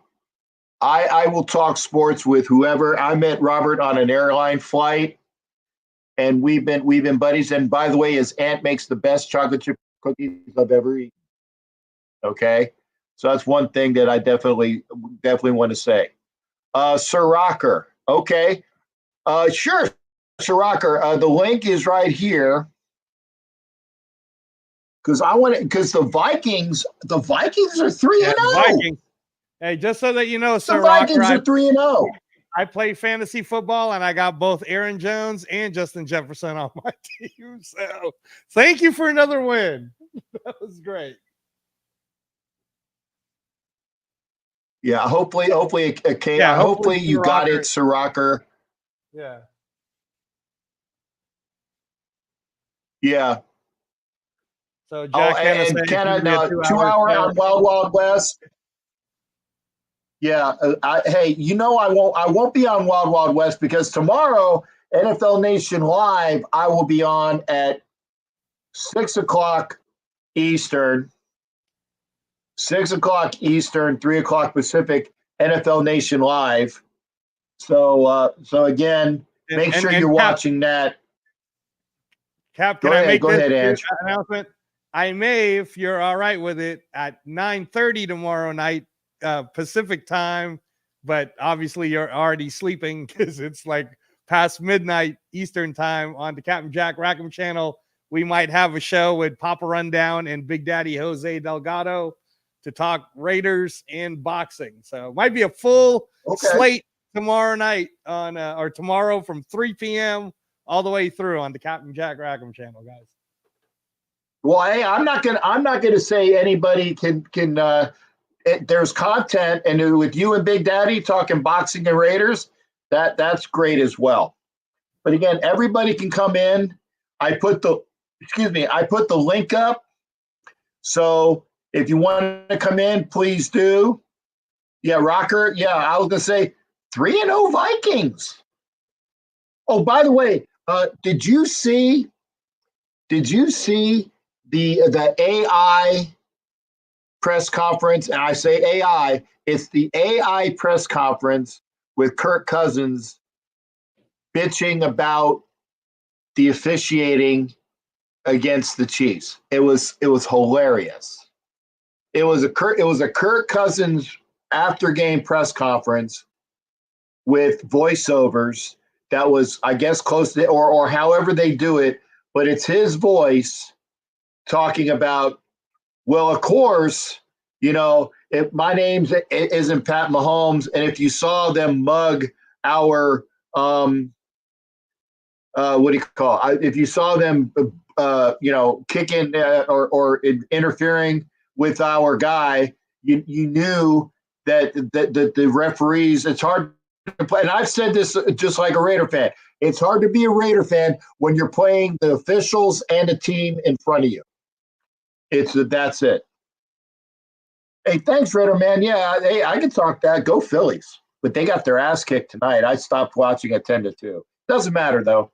It just, as long as the Phillies can win a bye and they have the season series against the Dodgers, it doesn't matter, though, because the Phillies last year and the year before that beat the Braves easily. And they should have went to the series last year, and they went earlier, 2 years ago. So it doesn't matter. It's what you do in the playoffs. So a little bit of baseball, Again, if you are oving, Ayo Chachi, now we have matching hats. So when Angelo is on the channel, I got to try to keep this here so we can have the matching hats. Okay. Yeah, Captain Jack got me this, and if you guys see the pin, got me the pin. Oh yeah, too. you put the pin on it. Yeah. Yes, sir. Yes, sir. Well, yes, sir. That's for all of the because.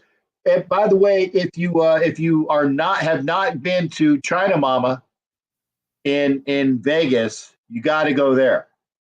You got to go there. Yeah, I like it. I like it. And I saw another one, and Angela saw the other one. I like the Script Raiders. I think I might get that next week. That's what I was thinking about that too, Cap. Like when you were looking at it, you said you'll get it next time. So I guess we're going back. Yep. All right. Well, Yeah, Kiwi says hello. I saw Kiwi on the way out.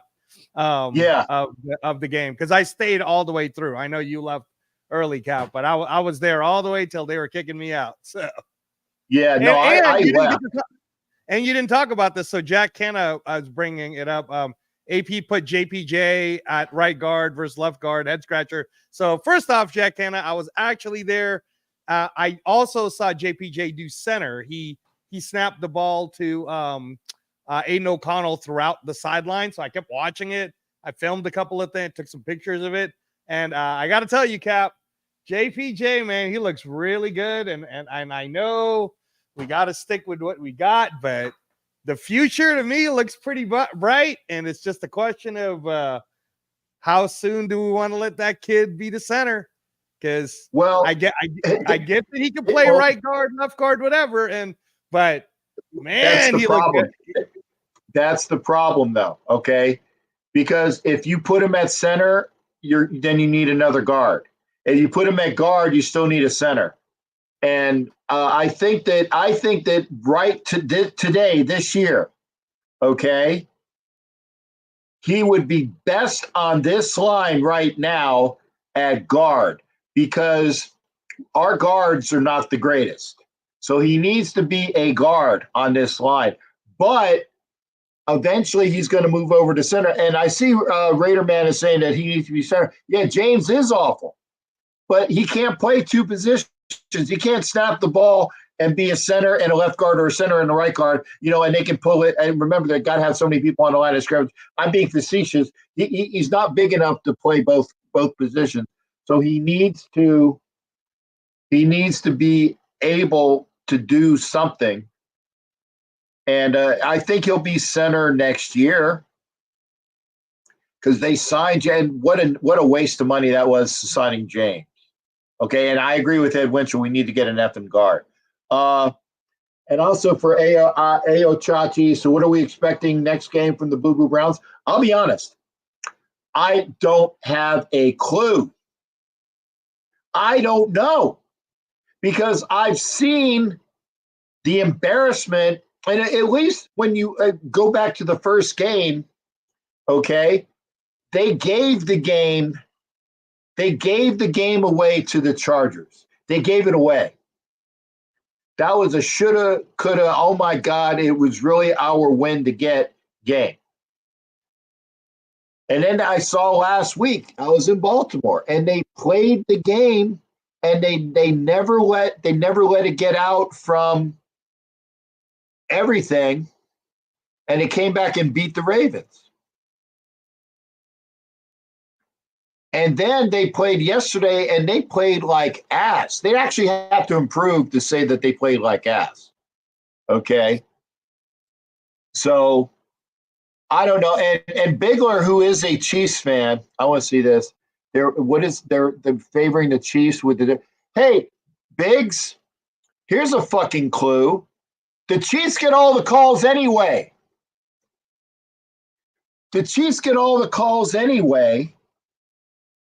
So what's to have another favoritism go towards the Kansas City Chiefs? Okay, just saying. It's horrible. Again, I didn't see the first. Well, yeah, I did see the first game where the Ravens woulda, coulda, shoulda beaten them, and then I saw the Bengals woulda, coulda, shoulda beaten them. The Chiefs got some calls there, and I'm not talking about the last call, which was a legitimate pass interference over the back. I saw that. Okay. That was a real call, but they got other calls. And then when you get a call against the Chiefs defensive back, which absolutely mugs, molests, and did everything but take his junk out of his pants and show it to everybody. Okay. Now, the Chiefs got that, and that's not pass interference. Bullshit. It was. So the Chiefs get all the calls. I'm saying it. And you see it too. And so does everybody else. So let's see here. As soon as I saw the Panthers keep like it open, I saw 11-point lead. Yeah.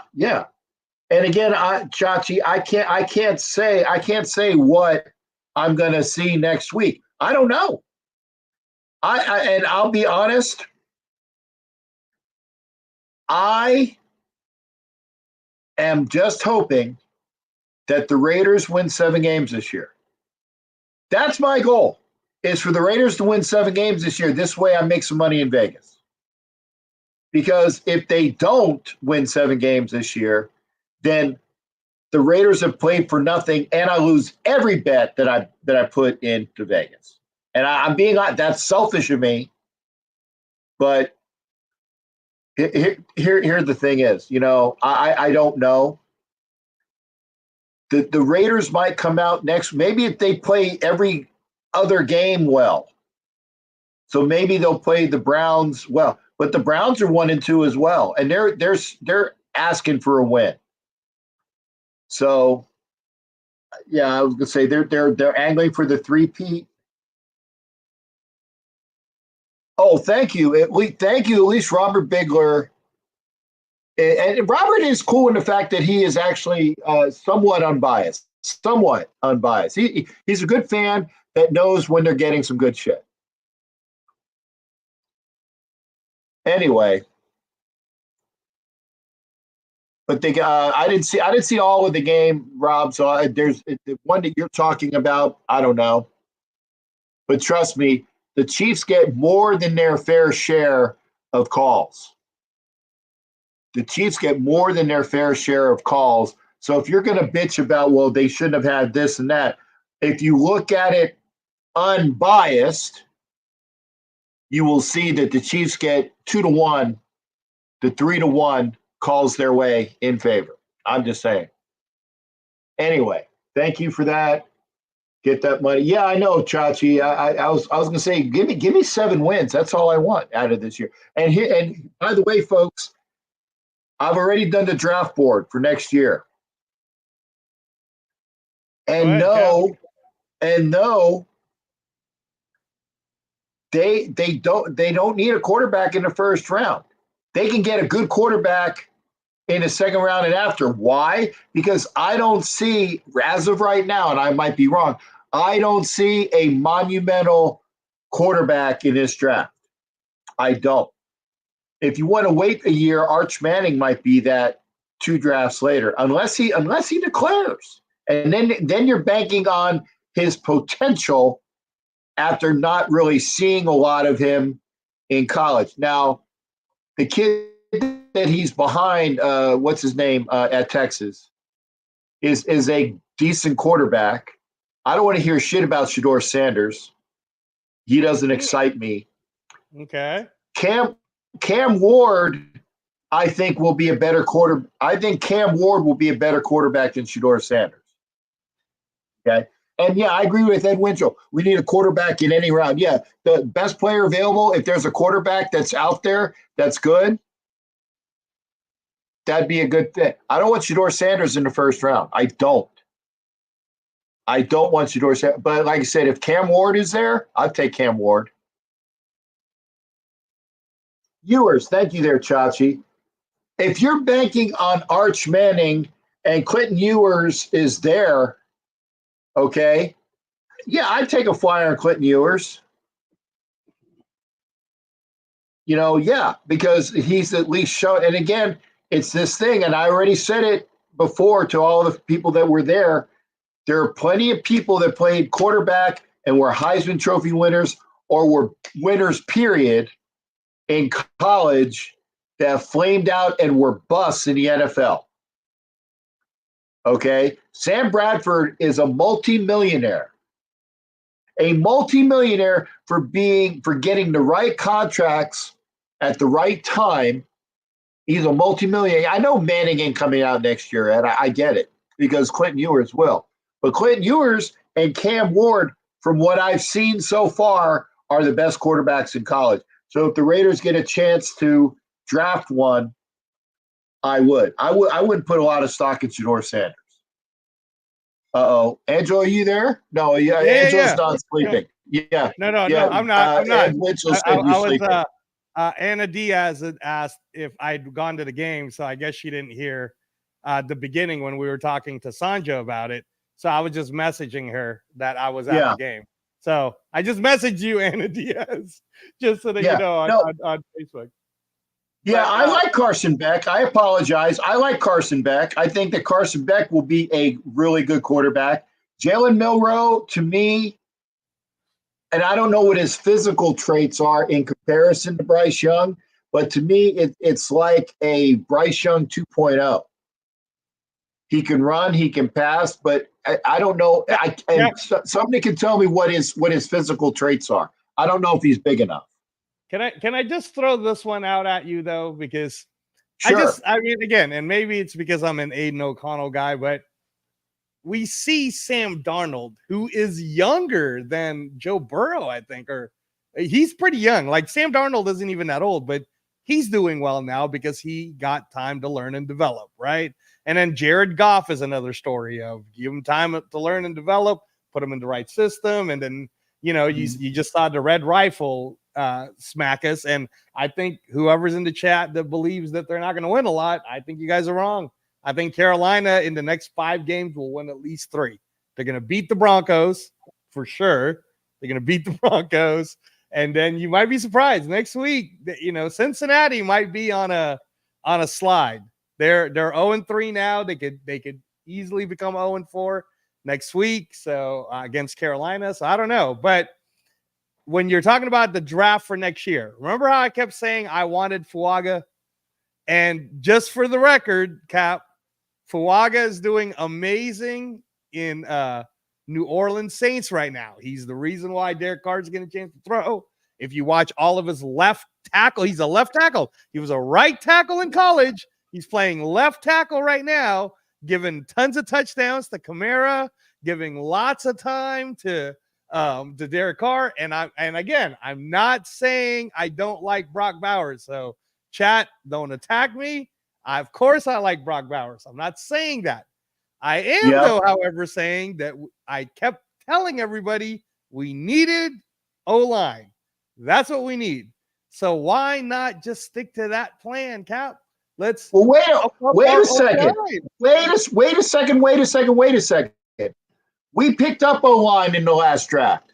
We picked up JPJ at guard. Wait a second. Let me finish. Can I finish? I'm going to sound like that damn guy from Texas. Can I finish? JPJ should be playing guard or center this year, guard, okay? And Glaze played well at right tackle. In fact, he played better than Mumford, who went out with an injury. And by the way, I saw that. Right. And by the way, Mumford would probably play better at left tackle than Colton Miller is now. Well, not now, Cap. He's pretty injured. I don't know how bad the injury is yet, but Mumford would probably play better than Colton Miller, and he does play better at left during the times when we've seen him. Andres Pete, Andres Pete would have been a great person to have about 6 years ago. Yeah, I agree. But and thanks, Biggs, for telling me that Milroe at 6'2", 220, baby. And talking about don't ever say Alabama, I sound like right? Yeah. I tell you what, Ed Winchell, do not ever fucking call me that person's name. Never. I'm just gonna leave it at that. Don't ever don't put it up, Angelo. Do not put it up. Don't ever call me that person's name. Just saying. And I agree with Mike Sarah. DJ Glazed played well. Oh, good. We're gonna have some people on. Here we go. Afakasi, Australia in the house, y'all. What's going on, gang? Jack, Transplant, everybody in the chat. Good to see you. Go. So That's how you Alpha doing, Costi, but I don't know before about you you guys. go, I'm still feeling pretty salty about the loss, right? yeah. That's Oh, what we're talking about. So just so that you're caught up, Alpha Costi, because I don't think you knew. In the beginning, I talked about it. I was surprised by my wife last minute, and this wonderful family let me sit with them. I was in the 50-yard line, row 7, Champions Club level, watching the opening game on Sunday. And for me, I put out some private messages. I'll send you one too. I didn't put it out publicly, but I did a video at the end where I was saying, yes, we're upset about this loss, but this wasn't life or death, man. And I literally was gonna die. I was dying 2 years ago, dude. 2 years later, I'm in a Raider game and getting a chance to experience that. So not the end of the world, bro. I'm not gonna sit here and try to say the sky is falling, because I believe we're gonna beat the Browns. We're gonna beat the brick out of those Browns. And hopefully it could be blacked out, because hope so. this Sunday's game had a lot of Raiders, man. So I've been to 2 Allegiant games now, and the 63,000 that I saw against the Chargers on 2022, and then my first game back after transplant, it was blacked out too. So one of the positives I'm going to talk about is the fans and the nation all showed up, bro. It would have been one of those experiences, Alpha Costi, that you would have loved, with everybody pumped up. Now the result, I'll let you go and talk about the result. It wasn't great, but whatever. Is there really much more that needs to be said? I mean, I've already gotten on my soapbox for my own life, but look, we can all agree it was a performance that just very, I don't know, like some of these cats need to look themselves in the mirror and take some pride in the jersey, because that just wasn't good enough. It was to lose like that to the literal worst team in the league up until last week, and to do it in front of, like, that was almost, I mean, apart from the Ravens game back in 2021, our home opener then, like, I can't remember a game that had been more blacked out than that one. You know what I'm saying? The Chargers one. The Chargers in 2022. I said that. I was there for that one. That was like right. The Chargers one as well. That one. There's another one. But yeah, look, like, it's just, it wasn't good enough across the board. And this week needs to be better. Like, they need to bring back that. We've been preaching that Raider, going back to the Raider way mentality. Well, then let's see it. You know what I mean? Like, show that desire and pride in the jersey, to don the silver, black, and or white, and put on a better performance this week. And hopefully we can get a win and get our season back on track. I mean, but how are you? Like right now, I know I could hear it in your voice, Alpha Costi. You feel beaten, but how confident are you about this Sunday? Because I'm feeling pretty good about it. I listened to Max Crosby. I listened to Devontae Adams. I feel like we're gonna have a big comeback victory, and the only thing I'm going to be sad about is I keep hearing that the Browns fans, I guess, travel, so the tickets are so high that they said that there's going to be a lot more Browns fans there than the Raider fans. So I don't know. Right. The Browns travel well. Right. Look, I'm 50-50 if I'm going to be honest. Okay. I mean, look, I'm always going to stand with this team. Win, lose, or tie, it's Raider Nation till I die. It's not just a saying for me, it's a way of life. Last week was a kick in the nuts, and I hope we don't get a repeat of it this week. We're in week 4, and we're already at another point where we're at a crossroad, and we need a gut check win. You know what I mean? Like, we needed that week 2, and now we need that week 4. You know what I'm saying? Not ideal, but at the end of the day, if we can get a win after 4 weeks, 2-2, when you look at it, isn't so bad. But let's get there first, 1 week at a time. We can't look past the Browns. Let's do this. Get the season back on track. Now, I was going to say, Alpha Costi, and you could relate because you were a Muay Thai fighter and you'd been in the squared circle. So in watching it that close, bro, and I can see, like, I'm reading the body languages of the players and everything. I honestly believe that the players were fighting hard, but there were a lot of residuals of being tired from the Baltimore game, and you could kind of see it, but they were like, it's like they're trying to get their attitude up. So people making business decisions, I didn't exactly know who they're talking about. I was thinking maybe it was Jack Jones. Well, Jack Capt, Jones. I'm just saying from what I saw personally, there was a certain run play that Trey Tucker needed to block someone on, and he didn't do that. So I felt like, okay, man, maybe he's talking about Trey Tucker making a business decision. But overall, there was fight during the game. Like it wasn't. I know that it feels like, or it's being said like that they weren't trying, but I felt like Luke Masterson was trying. Like people were trying. They were giving what they had, but then as the game progressed, it's hard to even fight against your own kind of unconfidence when you're behind by so far. But there was some fight there all the way up until, I would say, that interception that Gardner Minshew threw. And then at that point, I think it was smart that AP put Aiden O'Connell and JPJ and gave us a little bit of life. We got that touchdown with Trey Tucker. That drive looked good. I know a lot of people, Alfakasi, are going to say, well, that was garbage time minutes. But again, I'm speaking from my own personal, I'm staring at them viewpoint. I thought they were trying really hard. Like they were actually giving solid effort, which should be commended. We did score a touchdown. And I feel like maybe ending the game in that manner helps the locker room in that they are going to move forward. Because even the way Max Crosby talked about it on his show today, he was like, no, everybody's going to act like the sky's falling, and it's not. And, I'm not 100%. I'm banged up, but I'm going to go out there. That's just the way I roll. And Devontae Adams said the same thing. Like, hey, he said they asked them if they wanted to make a quarterback change. And Devontae Adams said, no, I want us to stick with Minshew. And he described it as, you don't want your girlfriend feeling like she's not good enough, and so my opinion is Gardner Minshew is a certain style of fighter, Alfakasi. We have to allow him to fight that way. And the playbook, the way it looks, bro, is it looks like a playbook that's more designed for Aiden O'Connell style. So if we're going to do Gardner Minshew style, we got to let the guy roll out and throw. We got to do some spread offenses. We got to do some trips.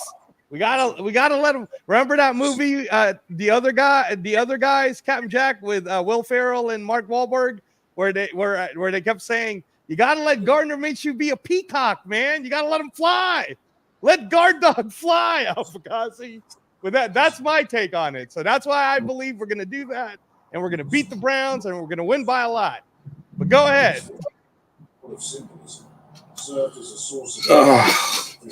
Look, I'm not gonna. I mean, Go ahead. Go ahead. No. Go ahead, AK. Sure. Go.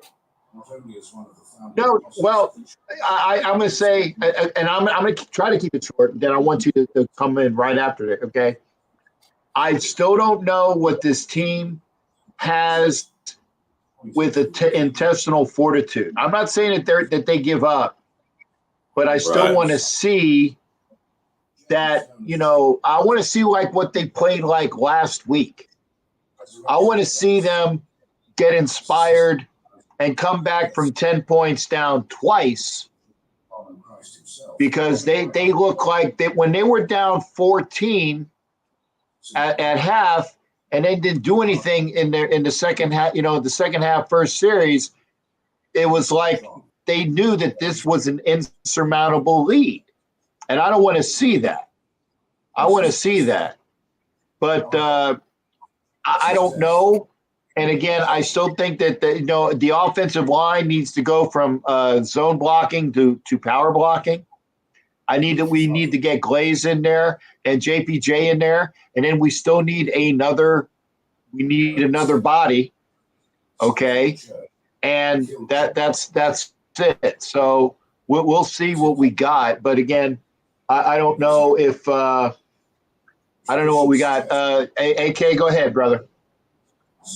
Well, you switched the focus to the offensive line. I mean, it's very unsettling when we're looking at our first year guys, our rookies, to come in immediately and be all of a sudden the saviors of our offensive line woes. You know what I mean? Like, I like both those guys, and I think, like, especially with we haven't seen JPJ much. I don't know if he took the field last week, but DJ Glaze has proven to be like his development has been better than I expected in the small body of work that I've seen from him. But at the same time, like, are we expecting these two to come in immediately, right from the jump, and all of a sudden our offensive line is going to be all this and all that? Like, maybe it might be better, I don't know, but it's not the ideal scenario. Like this, I have confidence in those two guys to be good players in their own right down the line. But if we're trying to convince ourselves that, like, if we put these two guys in straight away, our offensive line is going to click like that immediately. Like, I think that's a little bit unfair expectation, but I guess at the moment we don't have much to lose, being that the offensive line play has not been good enough. Like, we've given up 12 sacks in 3 weeks, and we're run blocking. What run blocking? We're getting nada. You know what I'm saying? There is no run blocking. Like, no. There is no run blocking. But at the same time, like, I feared at the start of the year, this running back room to me, what has looked, and for me, like, my gut was telling me, the weakest it has looked since I've been a fan. You go back 20 years in the past, and every year we had a guy we could be confident that had been productive. Look at our last few running backs. Josh Jacobs, Marshall Lynch. Granted, he wasn't the guy he was in Seattle, but he's still, you know, we had confidence in him to be the guy at times. Latavius Murray was good enough. Darren McFadden before him, Marcel Reese, Justin Fargas, you know what I'm saying? Like, we always had someone there, Michael Bush. Like, this running back room is the weakest it's looked in a long time. And I feared that at the start of the year. I was like, all right, well, look, at least Samir White had shown some things in that 4-game stretch at the last quarter of the game. So I'm going to give him a chance. But it just seems glaringly obvious, like, none of these cats are the type of running back that's going to make a play if we're getting nothing from our offensive line. You know, we're averaging what, 3.1 yards per carry? That is not good enough. The offensive line last year wasn't zone blocking. Look, I don't care. They weren't zone blocking. Zone block, Antarctica block, friggin' Australian block. No. It does make a difference. It does make a difference because Zeus has been playing behind a power blocking scheme since Georgia. Okay. The zone blocking, that is a run and cut, and that's not Zeus. Zeus runs behind people, and by the way, he runs up their back too quick. Okay, you need to push. You need to be able to push guys forward, because if you're going to run a zone blocking scheme, then you got the wrong running back in there, and that's Madison should be the running back if you're going to run this scheme. Okay, Zeus is a horse that takes the ball and run. Behind this offensive line, you need to see more of Madison, who, by the way, scored that only touchdown against the Chargers and played well in everything that I've seen him. I didn't see him enough. The only one that scored the other day. Well, look, Madison, I like more than those other guys, except for Dylan Lobby. Like, I like as a prospect, but it's glaringly obvious he needs time. You know what I mean? He's not ready yet, and I'm willing to give him that. Madison, I do like more than those other guys, but even he's not lighting the house on fire. He's averaging what, 3 yards per carry. That's not good enough either. But if we're talking about the best of the bunch, to me, yeah, you're right. I probably have more confidence in Madison, but it's to my point, this running back room, none of these guys are playmakers. None of these guys are going to make a play if they're stuck in the backfield and they're not getting help from the offensive line. And it's not, it's not good enough. 3 whatever yards per carry. I think we're dead last in the league when it comes to rushing. That is not good enough. I think some of the business decisions that AP talked about too, he might have been talking about Getsy, man. He might have, or maybe not Getsy, but like Cody Whitehair was brought in, I believe, because of Luke Getsy. But Cody Whitehair is also the guy who got benched. for an entire half where AP put Andrew Speed in, and then Cody Whitehair didn't look that great again this time around. I think it's high time we kind of make some change. We just do it right now. Mumford is hurt. Colton Miller isn't really 100%. Parham, to me, again, looking at it from my seats, Parham looked good. Glaze looked pretty all right. I mean, I think if you let Glaze practice with the starters, he'll look way better. But he looked all right for filling in. And then I thought, let's put JPJ in there, baby. And sure, Cap, if you want to put him at guard, that's fine. But how about we have Colton Miller, JPJ, James, Parham, and Glaze this week, and then let's go ahead and just power it in. These are some big boys. How long? And I wouldn't mind that. Let's see what they can do. Kick the tires on him. All I said before was like I'm not going to put the weight of expectation on JPJ and Glaze to automatically solve our problems immediately. Like if we put them in and they're not doing so well, I can accept that. You know what I mean? Like, I'm not happy with it, but at least with rookies, we especially on the offensive line, we got to give them time to develop. Speaking of Thayer Mumford, does anyone know how long he's looking to be out for? The only thing I can tell you is I'll look it up, but the only thing I can tell you off the cuff is I was right there when I saw the injury. That was in the first quarter, I believe it had happened. And then I kept watching him in the sideline. I was taking pictures when he was I was that close where I could see it, and he was limping pretty bad, bro. And then when he came out, he was wearing that brace, and then I recorded him a little bit, and I was like, I don't think this looks good. I think that I'm going to look it up on how bad it is, but I almost want to see him become our future left tackle because I think he'll be better at that. And I don't want to further injure him if it's that bad. I'd rather just get going. I got you. Maybe well, at least we've kind of got a contingency plan. I made this point before. We need to start preparing for life after Colton because, we don't know how much longer we got left and we need to prepare for that. Maybe we're preparing for that with Mumford. I'm happy with his development. Glaze, he's looking decent. Maybe if we move on from Colton in the next year or two, we can slot one of those guys to hopefully be the guy at left tackle. Position we've always pretty much been blessed with for the last, since I've been a fan, we've always been blessed on that left side. It's that right side that's always been a question. But we need guys when with injury, we need guys to step up. You know what I mean? Like Marcus Epps is down. Like Polamalu, a guy, an undrafted free agent who's been pleasantly good, in spots, as a rotational guy. And that's all I asked from a UDFA to get that production from him. That for me is a big win. But now I believe he's going to get his chance. He's the next man up. So if Marcus Epps is out, he's going to get his chance to start. He's had 2 years to develop. This is his third year. We're going to see whether he's got it or he doesn't, what it takes to start and do a good enough job. And hopefully he does. But we're also looking at the defensive line. Losing Malcolm Kuntz was the start of the bad news from last week. And also Max Crosby, all-world Max Crosby just wasn't looking like that last week. But he has an excuse. I noticed he was limping around quite a bit after every play. And if he's hurt, we really need these other guys to step up. And I'm looking big time at guys like Tyree Wilson, a first-round draft investment.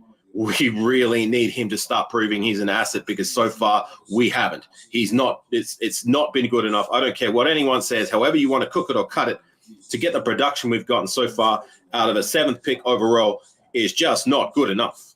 You know what I mean? I'm not asking him to do all this and that, but he needs to prove to be an asset of some capability. And the time is now. You know what I mean? Brock Bowers, who drafted first round, that for me is the ultimate bullseye for what you want in the first round. We're not going to get that from Tyree Wilson, but we need to be getting some sort of production. You know what I mean? And I'm looking at his direction. Can you do something, Tyree, please? So let me ask you this, because this is something that me and Severe talked about it on his channel last week on a Wednesday. And I was saying I haven't heard too many other shows talk about this, but why are we not talking about the possibility of Hassan Reddick, who clearly does not want to play for the Jets? I get that he might be a 1-year rental, but with Kuntz out, we need some help anyways, and that would help us with another edge that may want to put it's a contract kind of year for him. He wants to put in. Yep. So what do you think, Afakasi, of us just calling the Jets and saying, We'll give you Tyree Wilson if you give us Hassan Reddick and a few picks. We get picks with it too. Well, so we're giving Tyree Wilson to the Jets. To the Jets, who's not using Hassan Reddick anyways. And we're saying to them, give us a fourth. Let's say give us a fourth and a fifth, or a third and a sixth, or something like that. Give us a third and a seventh and Hassan Reddick, and we'll give you Tyree Wilson. What? Are you kidding me? Yeah, that way the Jets will say you're out of your fucking mind. Yeah, exactly. The Jets will say you're out of your goddamn mind. Wait a second. Half that. Exactly. Trade, though, now Hassan Reddick might be. Wait a second. You're fucking high, Angelo. I think that some of that juice for your transplant has gone to your brain, because Hassan Reddick for Tyree Wilson, maybe. And by the way, it would be the Raiders giving them draft picks for Tyree Wilson and Raiders draft picks for Hassan Reddick. Not the other way around. I would take that in a heartbeat, but there's no way they would do that. Absolutely not. Okay, let me put it to you this way. Okay, let me put it in this manner. Right now, the Jets are currently not able to let Hassan Reddick play because Hassan Reddick would rather lose $800,000 every time than play for the Jets. So he clearly does not want to play for them. But he's still good enough to play for someone, and they're going to have to trade him before November 5th. So you got already a cancer in the locker room that doesn't want to be there. Raiders come up to you and say, we will give you someone who was a number 7 pick for you to work on. And you guys have a defense that will let him do his thing. But we're not just going to give you a number 7 pick. You got to give us some picks back too. So how about a number 7 pick who's done you're high. A number 7 pick who's you're done high, Angelo. You're high. I mean, you're even high. Trey Lance was able to get a Are you on the funny stuff today? Like, there's no way a team is going to give a marquee player, despite him being disgruntled, and bundle up draft capital to get Tyree Wilson. Like, that's just wishful thinking at its best. Like, if it was to happen, yeah, I would skip and jump to the phone and be like, yeah, just whatever. Like, take him. Like, cool, we'll take all of that. Sweet. See, right? There's no way. Even Raiders Rebel says Tyree had some flashes on Sunday, man. Flashes? Yeah. What? Like that's almost that's good enough for a first-round draft investment? I don't care. Like, it's not. Yeah. It's not. Woohoo! Flashes. I said your what you ask is correct, in that the Raiders should reach out to the Jets for Red. I agree with that. But if you think that they're going to get him for Tyree Wilson and they're giving us picks, wishful thinking. Yeah, you're high, and I agree with Sharif. No. And by the way, I'm gonna mention it. They'd say, yeah, you can have Hassan Reddick if we can have Devontae Adams. Oh, hell no! I'm not giving up Devontae Adams. Hell yes! I gotta go. Yes. Oh, you gotta go. Yeah. Take care, transplant. Everyone in the chat with you all. Hopefully, we turn around the week. There, brother. All right, peace out, gang. Go Got Rays. it. Thanks again, there, brother. All right. Yeah, hey, I've already gone over 2 hours. I know. So I know. No, what I'm saying is that here's the thing. If anybody wants to come in, now's the time to do it. Because again, I can't broadcast this again anyway. Okay? I can't rebroadcast it. So if you want to come into the show, do it now. Because otherwise, I'm going to cut it, because it's already it's 10 past 11 my time. And yeah, Jay Vince was saying, yeah, for real, no one wants him. Yeah, Rebel, I you agree should come with on. Raider Rebel, come on. Come on, Raider man. Come in, or forever hold your peace. And yeah, Yannick Ngakoue was available, but that says enough about now. And I like Yannick Ngakoue, but look at his track record. How many teams has he been with for as long, and he's great in rushing the passer, but he can't stop the run to almost literally. The people use the term literally too much. He can't stop the run to almost literally save his life.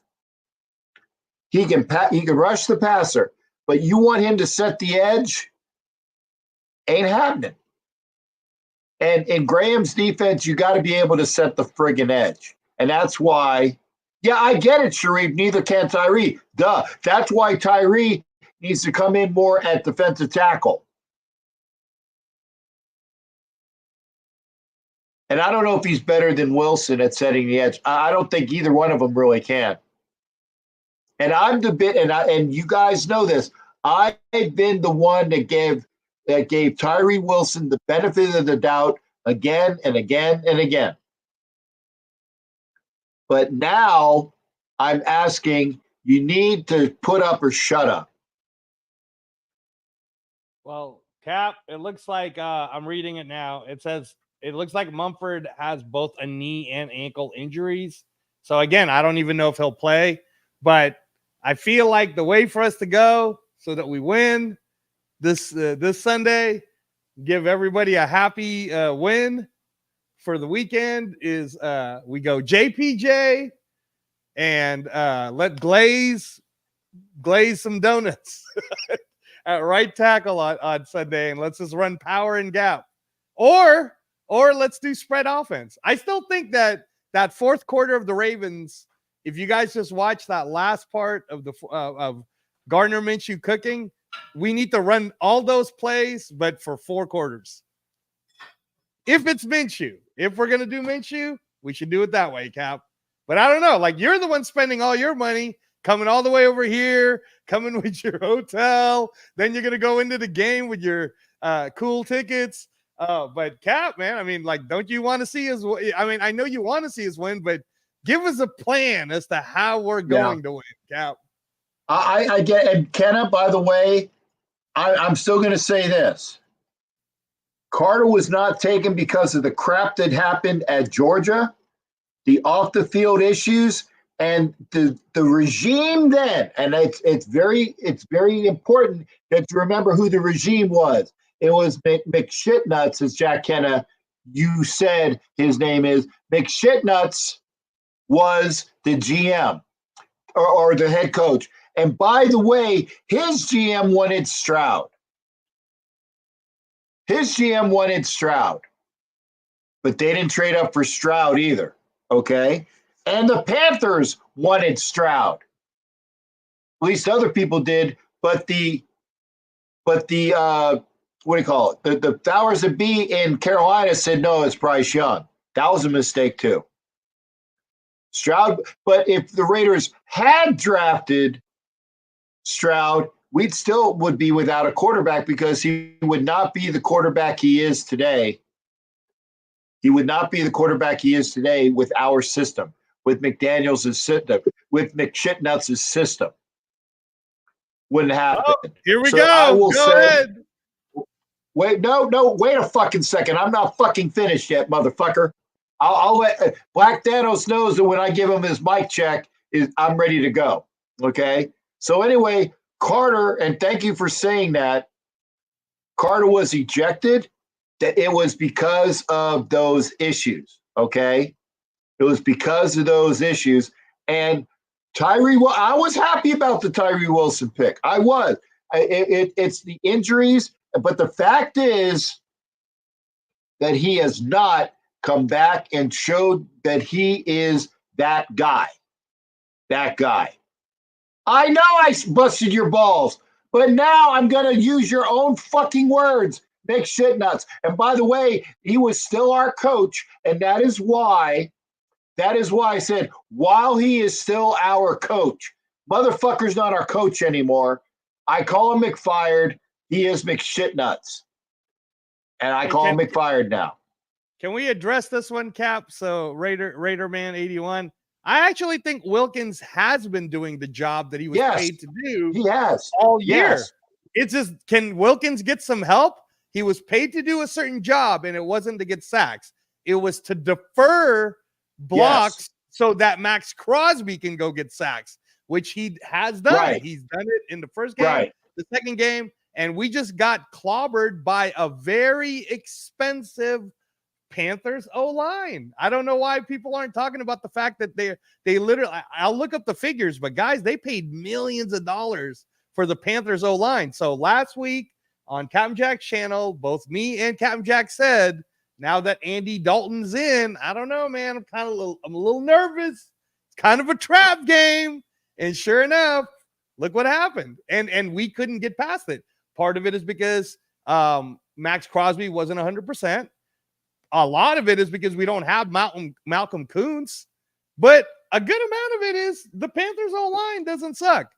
Bryce Young was very happy feet, didn't really know where to throw the ball, but Andy Dalton knows how to deliver a ball. If there's one thing Andy Dalton knows how to do, like that one pass, if you paid attention to the game, the pass that he threw to the corner, I was watching it, and Andy Dalton was almost sacked by 2 Raiders. He was almost sacked by 2 Raiders, but he threw a dime to I think it was Deontay Johnson for that touchdown. So I got to give him credit, man. No, it was Thielen. The Thielen with the that was another one. Cap. That was the long ball. Yeah, no, I'm talking about the one that they actually set up. The one before that. Okay, well, he threw a dime to Thielen right in front of me. Yeah, that that was literally right in front of me. Near the end of the second quarter, Cap.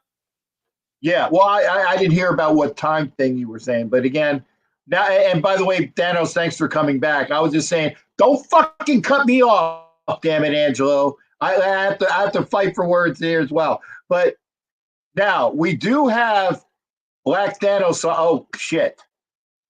See, okay. You try to set him up, and it takes too long. He'll be back. He'll be back. Okay. The next time that Black Thanos comes in, hopefully he'll be able to stay because I'm going to have him do a mic check.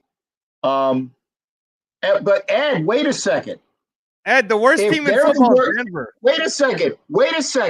If they are the worst team in football and they beat us in the transitive theory of mathematics, doesn't that make us the worst team in football? Doesn't it make us the worst team in football? Black Thanos, before you leave, give me a mic check, brother. Hopefully you can stay.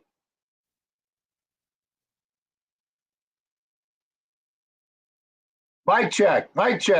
Thanos.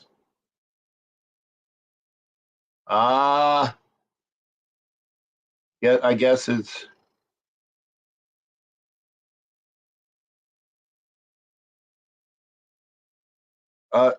Black Thanos, I tried. Come on back in if you can, okay? Or hopefully we can get the microphone working, okay? And Kenna, I said while he's our coach, do not fucking call him McShitnuts. And afterwards I said just call him McFired. But yeah, he was a fucking wasted product. And now that there's been enough time passing, well, fuck you, Redemption. Suck my big fucking cock, Kenna. You gotta have respect for those that are coaching at the time.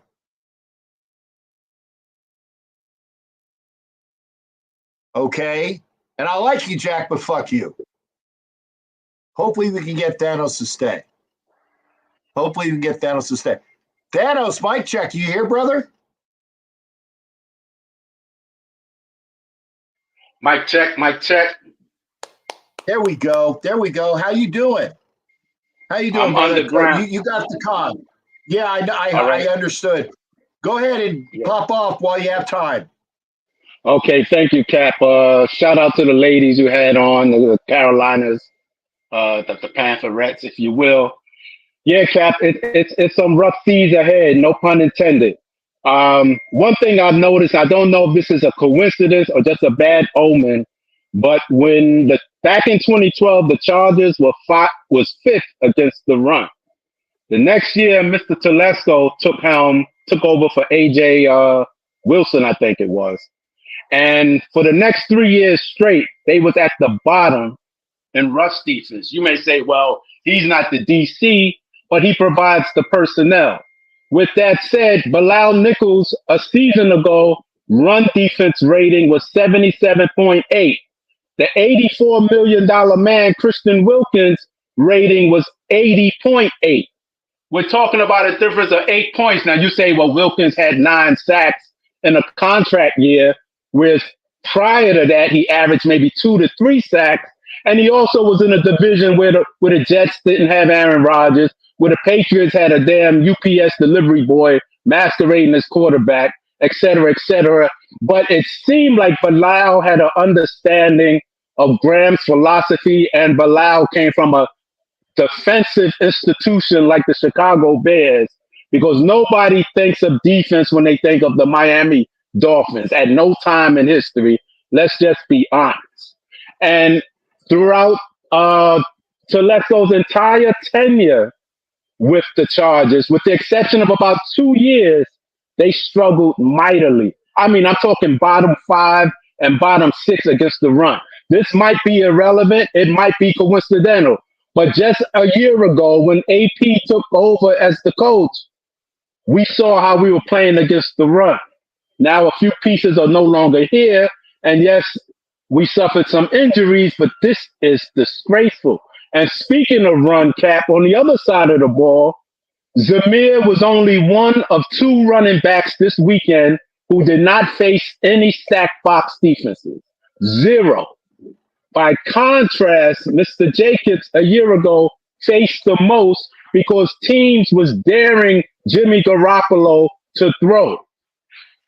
So this illusion and delusion that Zamir is somehow an upgrade over Josh is sheer blasphemy, as Jacobs is right now, I think, 3rd in rushing, and Zamir is not even in the top 25. So you can't have a mediocre quarterback, a bad O-line, and a marginal novelty at running back that you're experimenting with and think you're going to replace a perennial Pro Bowler who just led the league in rushing 2 years ago. We are suffering mightily for some ignorant, boneheaded decisions by Telesco, who throughout his career with the Chargers never moved back in the draft. So the Chargers never had any depth, just like we don't have any depth right now with these injuries. And he's only moved up in the draft, I believe, 3 times. And one of those times was to get Monte Teo, the infamous one, who was catfished and disgraced before the world. This is what we inherited. And Devontae Adams, in his own words, Cat, confirmed my suspicion today when he talked about Jaden Daniels. I quote Devontae. He said, we knew he was a great player. We was hoping he would slip to us. That tells me Telesco at no time made any aggressive, proactive reach for Jaden. They basically emasculated Antonio Pierce, because why would Jaden Daniel be on the sideline in that Bronco game as you were there, Cap? I think you were. And all the nation was celebrating, feeling rejuvenated, and we got the hottest quarterback prospect in the country, as AP is saying, look, this is how it is to be a Raider. He could have sat in the skybox. There's no doubt that's who AP wanted.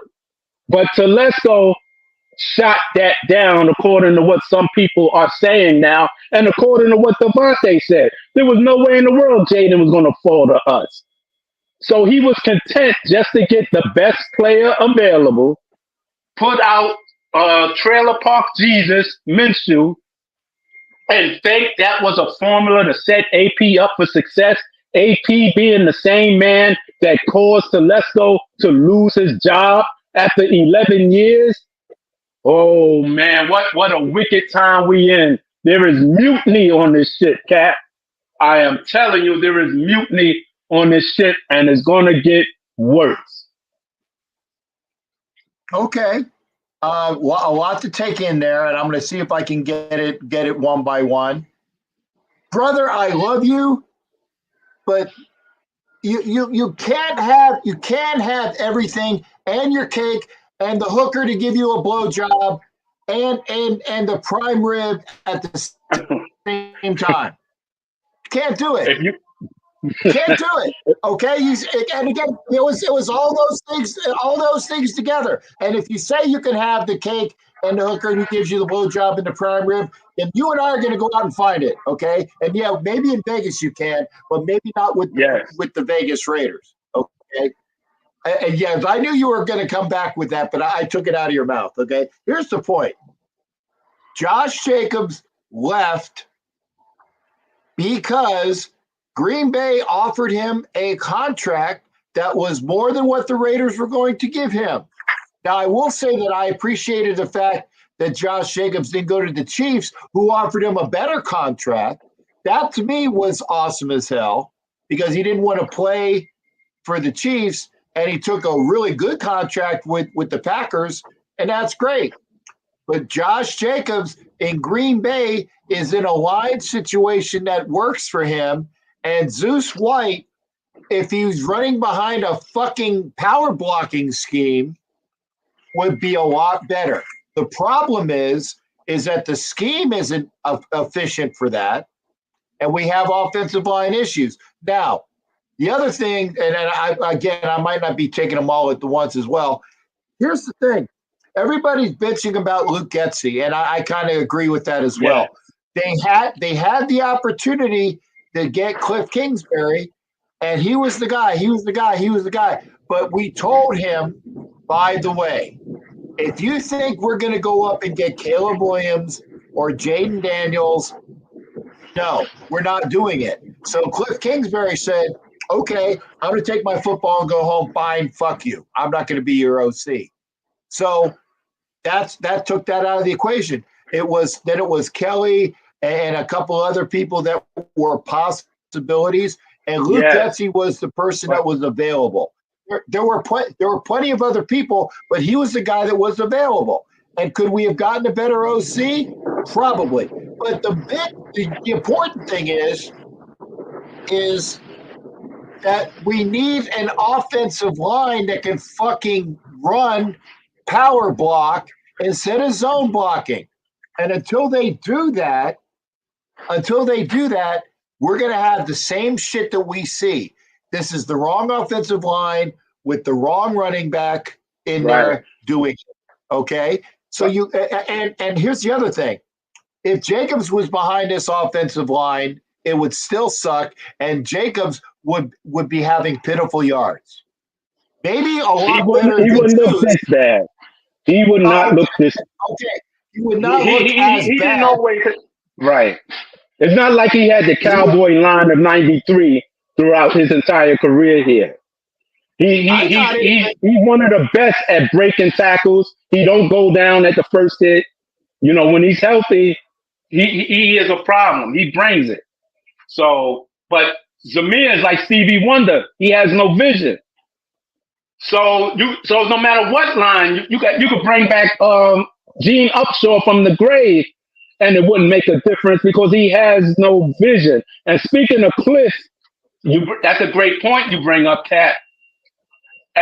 That backs up what I said about Telesco was never interested in Jaden Daniels, despite AP having that in his heart and even having that kid in our house in the last game of the year, whereas every pundit in America felt AP knows this kid is all set up for the Raiders to make a aggressive move. And that's why you didn't hear any leaks of any trade proposals, because there were none. Just like they removed AP from the Josh Jacobs talks, which Jacobs confirmed, and AP, they did the same thing on draft day. And Telesco, being the lazy type of drafter he is, and that's why Charger fans rejoiced when he got fired. Now we have inherited that idiot, and the worst is yet to come. I hate to say it, until we get rid of Tom Fiasco. Because this is his product. Okay. I'm going to stop you there too. Again, 1 year does not a fiasco make. It can be the first chapter in a book, but I am at least, because you know that you and I have been at odds at certain times. I gave Derek Carr, I know that's a fucking curse word on this show. I gave him years to prove himself. And you were Wasn't that game beautiful? me. You were hammering me. You were hammering me, right? And then Right. I came around because I wanted to see a year upon year upon year. I'm not throwing in the towel on Telesco yet.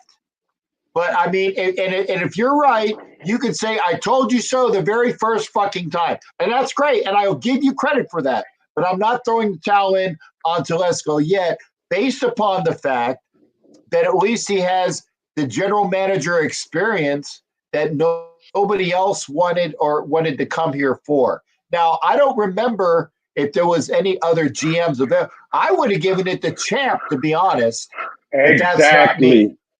That's more organic. That's Everyone could grow together. You bring in a dude who you got fired a month ago, and he's supposedly now so committed to AP, who he has to make acquiesce to because conventionally the GMs will hire the coach. It's already backwards. So you got a friction, even if they are trying their best not to show it, and he's been asserting his authority in little ways by little by little by shooting down what AP's hope was, and that's why Cliff got out of there because he probably said, "Well, no, I'm not going to go get Jayden unless he dropped to us." Devontae just said that today, and only a crazy man would think Jayden was going to drop down to us. So if you don't he didn't even make an effort, Cat, and it's going to come out sooner or later. Just like the Brady thing a few years ago, when he made those comments, and I told people he was talking about Carr when he said, you chose this motherfucker, and then Dana White confirmed that years later, and the deal was in place, and Gruden said, "Oh no, thank you, that's my guy," and Brady won the Super Bowl that year. It's going to come out after the fact. I'm telling you. That we probably could have worked something out, and Telesco didn't want to do it. Wait a second. They won a Super Bowl because it was fucking scripted for the fucking fake Pirates, man. It was scripted for them. Brady comes to the fucking Tampa Bay fake Pirates, and they had everything going for them. And it was kind of like the way the Chiefs shit is scripted almost every play for them. Okay. In fact, it was only the Brady and the fake Pirates that could beat Kansas City that year in the Super Bowl, because if it had been anybody else, Kansas City would be going for like a 5-peat right now. Yeah. So Telesco is not the guy. I would have preferred Ziegler to stay. You could have sent McDaniels packing, and I'm on record about McDaniels from day one, Cat. Yeah, and you are. Go back to your show. I give you credit. It's on YouTube in your library. Yes. I'm on record. Yes, it day is. One, I told you this was a disaster. You could have kept Ziegler, who did do some good things. You can crow about it because you said it, and I will back you. As soon as it happened, you said, "Fucking McDaniels is a fucking wasted piece of shit." Blah blah blah blah blah blah blah. And you were correct, and you were there on it. Okay, and I give you credit for that. Now, I never not said that you weren't right when you weren't right. Okay, so I'm just saying. So I'm like Moses. I'm warning you again, Cat. Come over here and cross this river. I don't want you to get caught in that ocean. Let me lead you to the truth. Don't be deluded and waste another 3-4 years of your life, and we get to maybe 6-10 or 6-11, and this guy Telesco, Pee Wee Herman stunt double, gets fired because that's what's in the future, and that's what. Come on, with all the FA money we left on the table, and this is the O-line we got. You didn't pay Jacobs.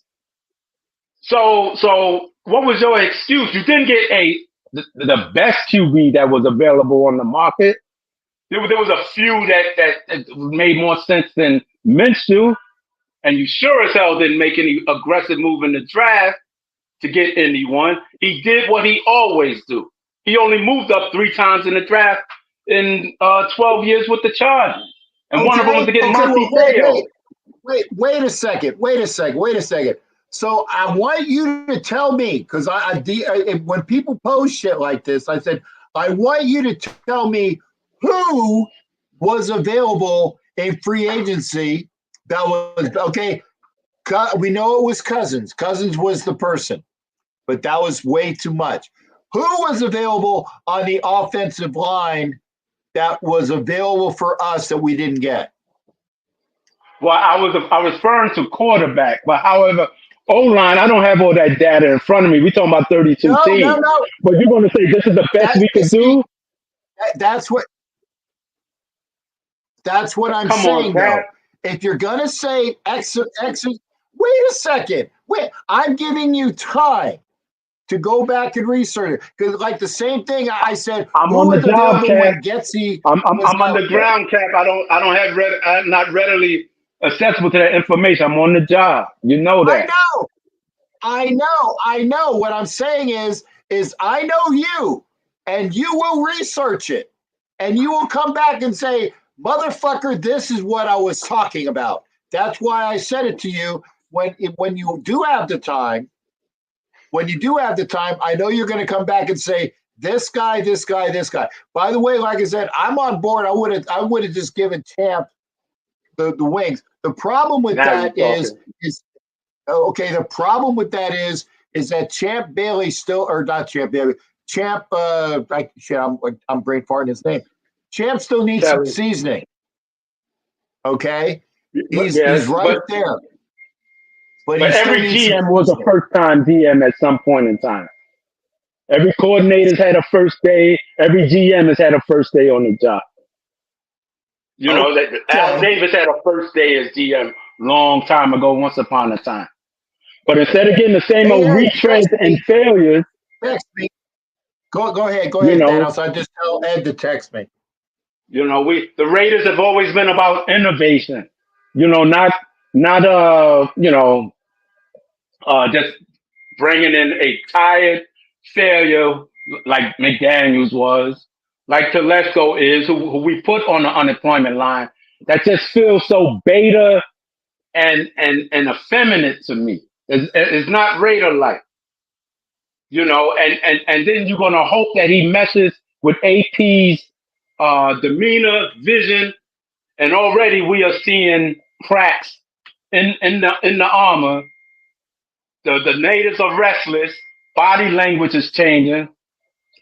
You don't really get a upgrade at QB. You get another mediocre placeholder.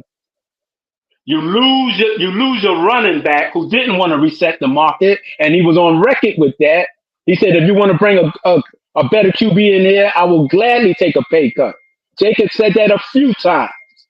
And that's why some people in Raider Nation resent Jacobs, because he wasn't some super rah-rah Derek Carr type. He wanted someone here that would take this team over the top. He didn't criticize Carr, but when asked how he felt if Brady or Rodgers came here, his look said everything. But Zamir is not the answer. Okay. So we squandered this offseason so terribly, Cap. Just think back to January and February with all the promise we had, the way we ended last season, and this is what we're looking at.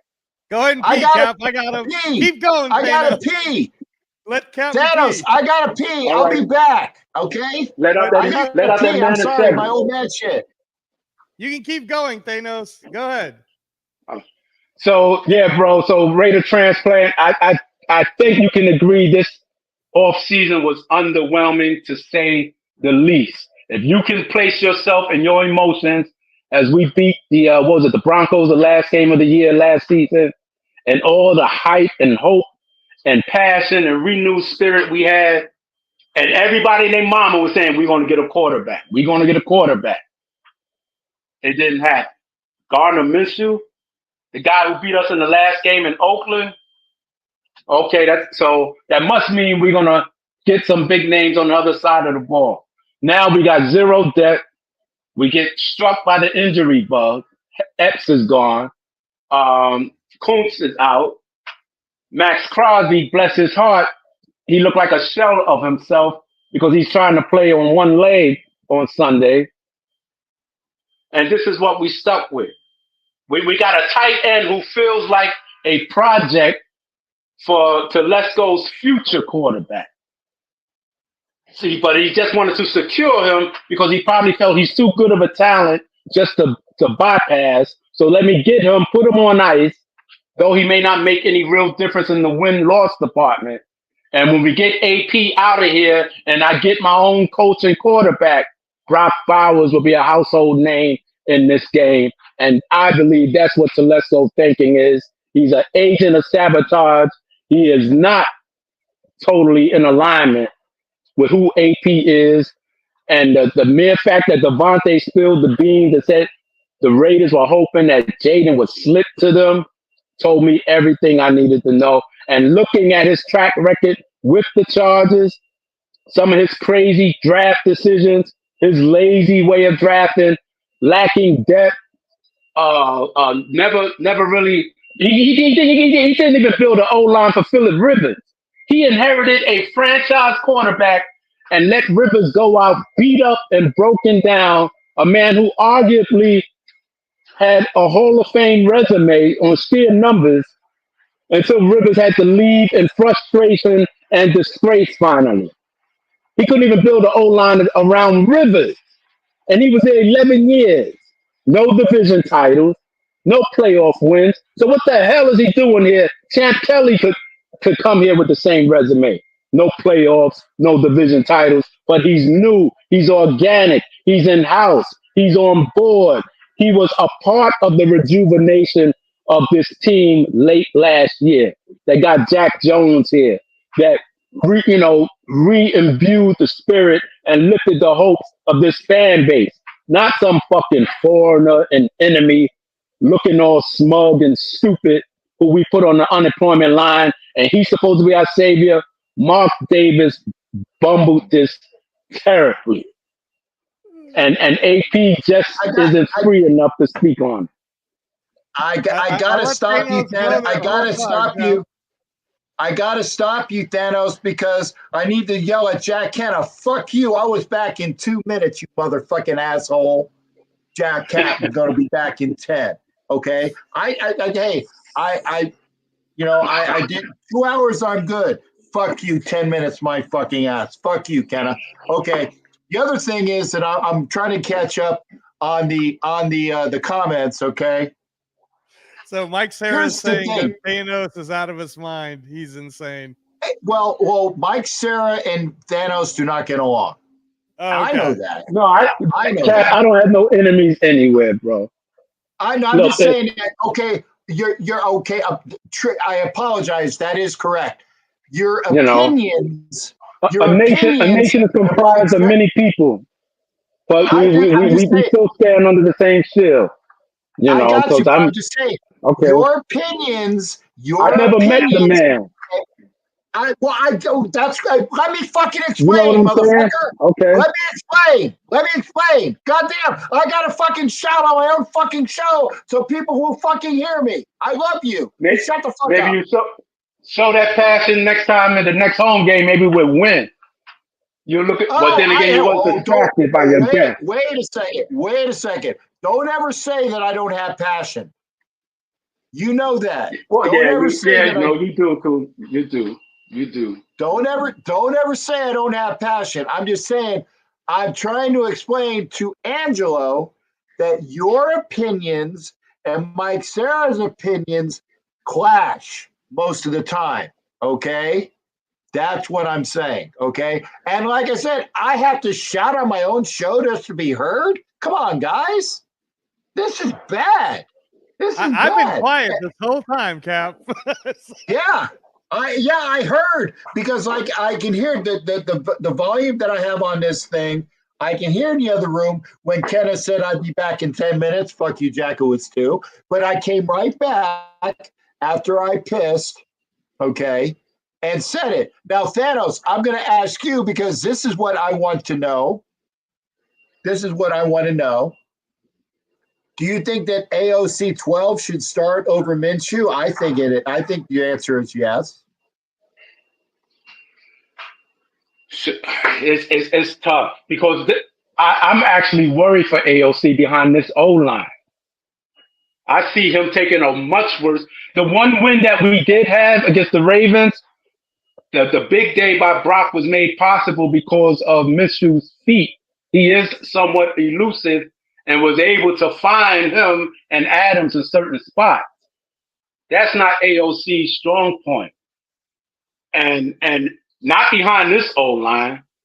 And I like the kid. We got the same birthday, September 1st. So that would be suicide.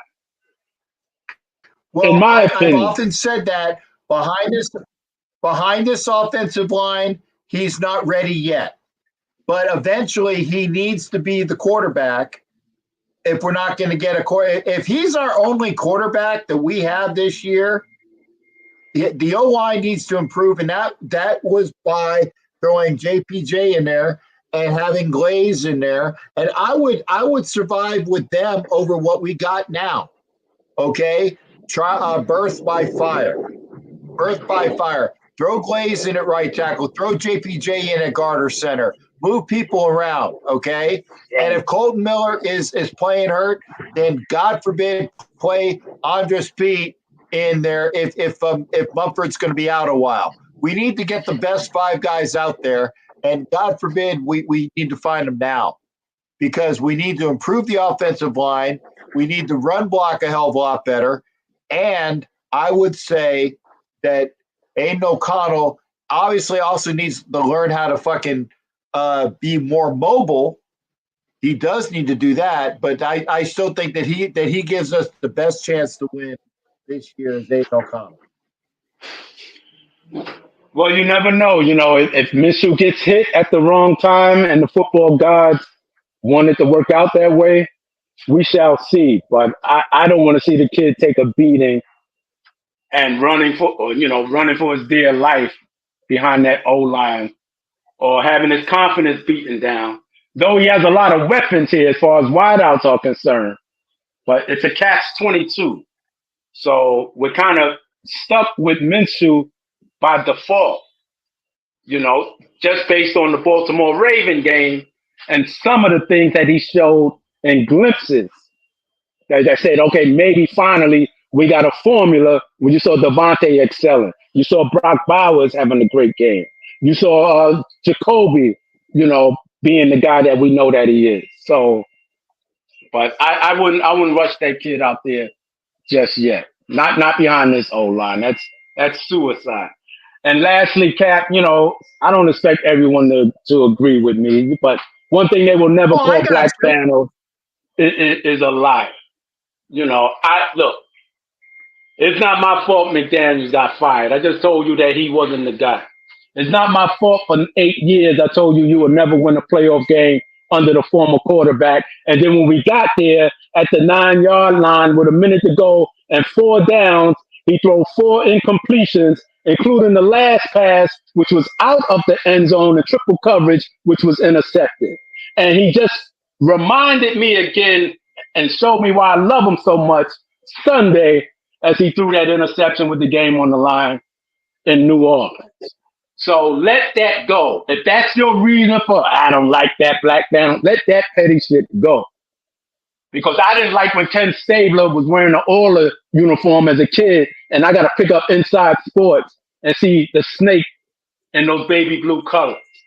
And he won a championship. He won 5 division titles. I've been in this nation a long time, Cat. You've seen me in many cities. Most of these people don't like me. I don't see them anywhere. I got you. You know my resume, Cat.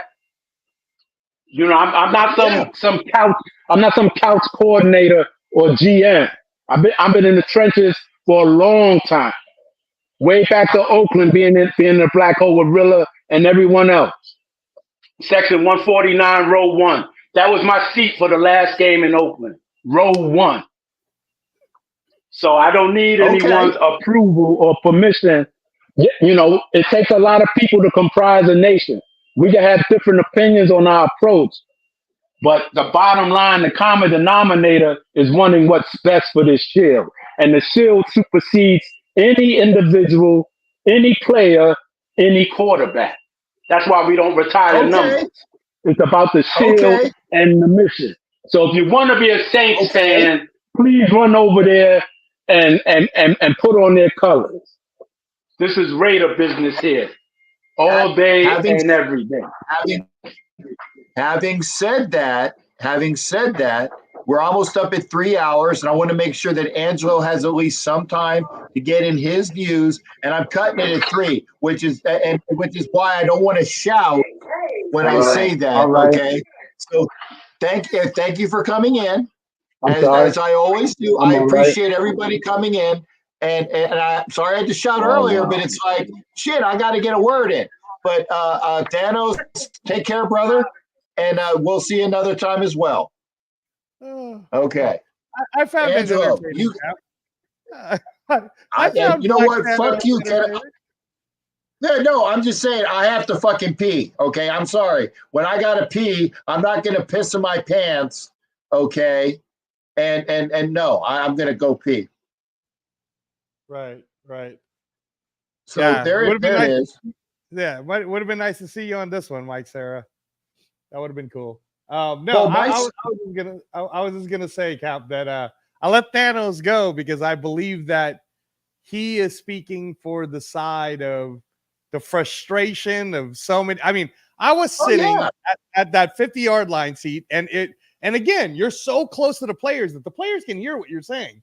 There was a guy around maybe 2 rows ahead above me that got up in like his shirt. You could totally visibly see him. He had his Raider hat on, and he was yelling at AP. He's like, "You suck, AP.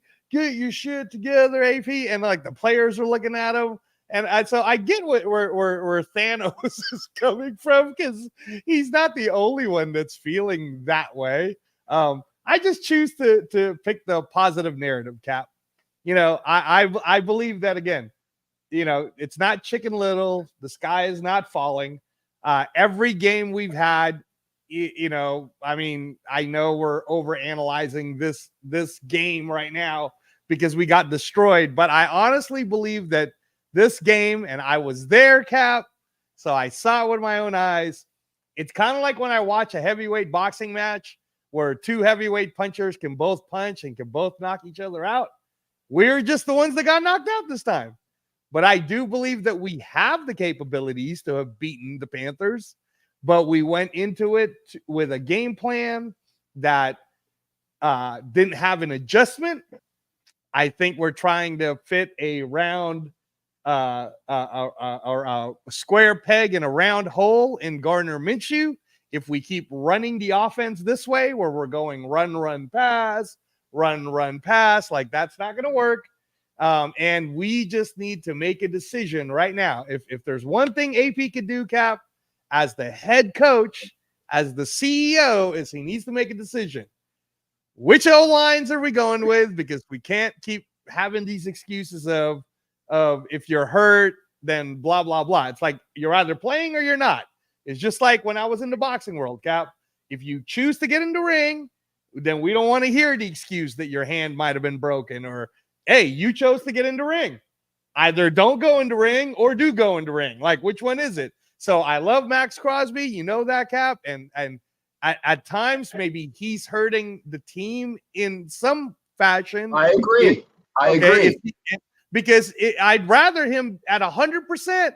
Like, if we were going to lose that fucking game anyways, all right, sorry to cuss, but if we were, okay, then we could have just taken Max Crosby out and I don't know, at the end of the like maybe halfway through the third, or maybe at the end of the second. I mean, like, you know what I mean? Like, I just didn't want to see him put more effort and then possibly get hurt when he could be resting. But hey, man, he knows his own body. Like, I'm not going to question him. He knows what he's doing and wants to play 100% of the snaps. That's on him. But we can't make that an excuse as to why we didn't get the sacks. So if AP, as the CEO and head coach, knows that Max is hurt, then that means he needs to figure out other ways on how we can get the sack or how we can get the win. Because at the end of the day, Cap, it's just win, baby.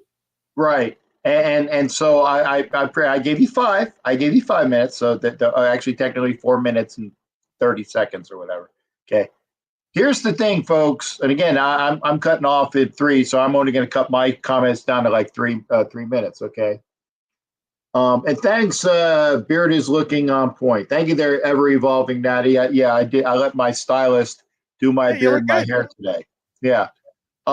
Here's the thing. I still don't know what to make of this team. I don't know. Like I said, selfishly, I want to see 7 wins so I get some money in Vegas. But if it doesn't happen, oh well. I mean, that's why you call it gambling. And that's why I don't gamble for sure. Okay. I still want to see Aiden O'Connell as the quarterback to find out once and for all if the people in the chat are saying that, you know, because I think Aiden O'Connell won the job in preseason. Personally, I think he won the job in preseason, and that's playing behind different sets of offensive linemen and all the things they're going. Okay, we're going to need to find out before too long what we got. And oh, by the way, those rumors about Stafford, if we figured out that you know, that's the guy, Stafford would have been great about 3-4 years ago. But what do the Rams want? I'm not giving up the farm for Matthew Stafford as an LA Ram quarterback. I'm not. Okay. And yeah, there's that collateral of was it Thanos was saying about how those collateral of the draft picks are moving up. Hey, it's spilled milk. It didn't happen. Would we have been better had we had Jaden down? We definitely weren't getting Caleb Williams, but would it have been better if we had given up a little bit of the farm? Okay, we'll see. But I don't know what to make of this team yet. That's not calling me a fair weather fan. Fuck you. I've been a fan for 52 years. Okay. And thank you, Hassan. I agree that as well. I think you will be okay. He's going to get sacked behind this line. He's going to get sacked, but he'll also figure out when he needs to run a little bit. He'll figure out when that time clock goes that he needs to move. He'll also figure out that he needs to go check 1, check 2, run. Okay. And I get it. Okay. Well, and the other thing, Mike said, okay, maybe so, but you don't fucking improve unless you learn on the job. You need to learn on the job. Will the Raiders draft a quarterback next year? Yes. When? We don't know. And again, I'm not selling the farm for Shedeur Sanders. Not doing it. Cam Ward, sure. Clinton Ewers, great. Like I said, the kid from Georgia, whose name escapes me. Yeah, that'd be great. That'd be great. Carson Beck. Yeah. Hey, Beck to Bowers again would be good, right? Or maybe some, but there will be quarterbacks, but I don't think that they have the talent they've had the last couple of years there. But we'll see. The Raiders are going to draft a quarterback. The question is when. But they still need, you know, as Sharif says, you know, Tom Fiasco. Okay, I'm giving him at least 2 years, if not 3, to figure out if he was the bust that he said, Thanos says he was. Okay. But I also know that Telesco was hamstrung with the Chargers by decisions above him. Decisions above him played a factor into what he had to do. Okay. So that's something that not a lot of people know, especially in writing contracts. He didn't write contracts. It was the people above him. So who's to say what he could or couldn't do with the Chargers? Okay. So there you go. I'm not right. I'm not going to make 3. I'm not going to make 3 hours. I'm going to go over. Sorry. I can't show the show again because I can't, because they say, hey, can you run the show again? You broke your promise, Cap. I'm just kidding. But here it is. Well, I can get on. I can do it now. It's 2:59:43. I can just cut it now. But here's the thing. If you were here, thank you. You know I don't like going over 2 hours because then I can't run the show again. And then as soon as I ran the show, they said, "Hey, can you rerun the show for another person?" And the answer was no, I can't because you got to have 2 hours. He said even Tay wants Minshew over Aiden. Okay, but Tay Adams was the one that was saying last year how he wanted Aiden O'Connell over Jimmy G Spot. So actually, he could be Tay today this morning on Kay Adams' show said that they did go up to him, asked him if he wanted Aiden O'Connell, and he said no. Let's stick with Gardner Minshew, and he explained it as you don't want your girlfriend to feel like you're looking at another girl. So that's what Devontae Adams said. Yeah, well, okay, got it. But you know what? If your girlfriend ain't all that in a biscuit, and the chick you're looking at is a lot prettier and puts out, I'll take the chick that's prettier and puts out. But that's me. And yeah, I kind of went there, but there it is. Here it is. Remember, Jack Ennis on the Wild Wild West show tomorrow. Wednesdays, obviously, NFL Nation Live is on this channel, providing I get the simulcast in time. It'll be on this channel. So you got it's the NFL Nation Live with Violator, yourself, and Ref Guru.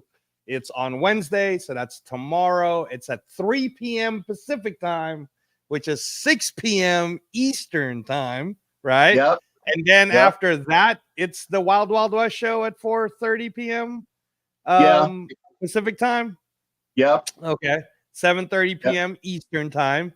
And then I am planning on, for any of you who want to listen to some Raider and boxing talk, me and Papa Rundown are we're gonna keep it under 2 hours, maybe even less.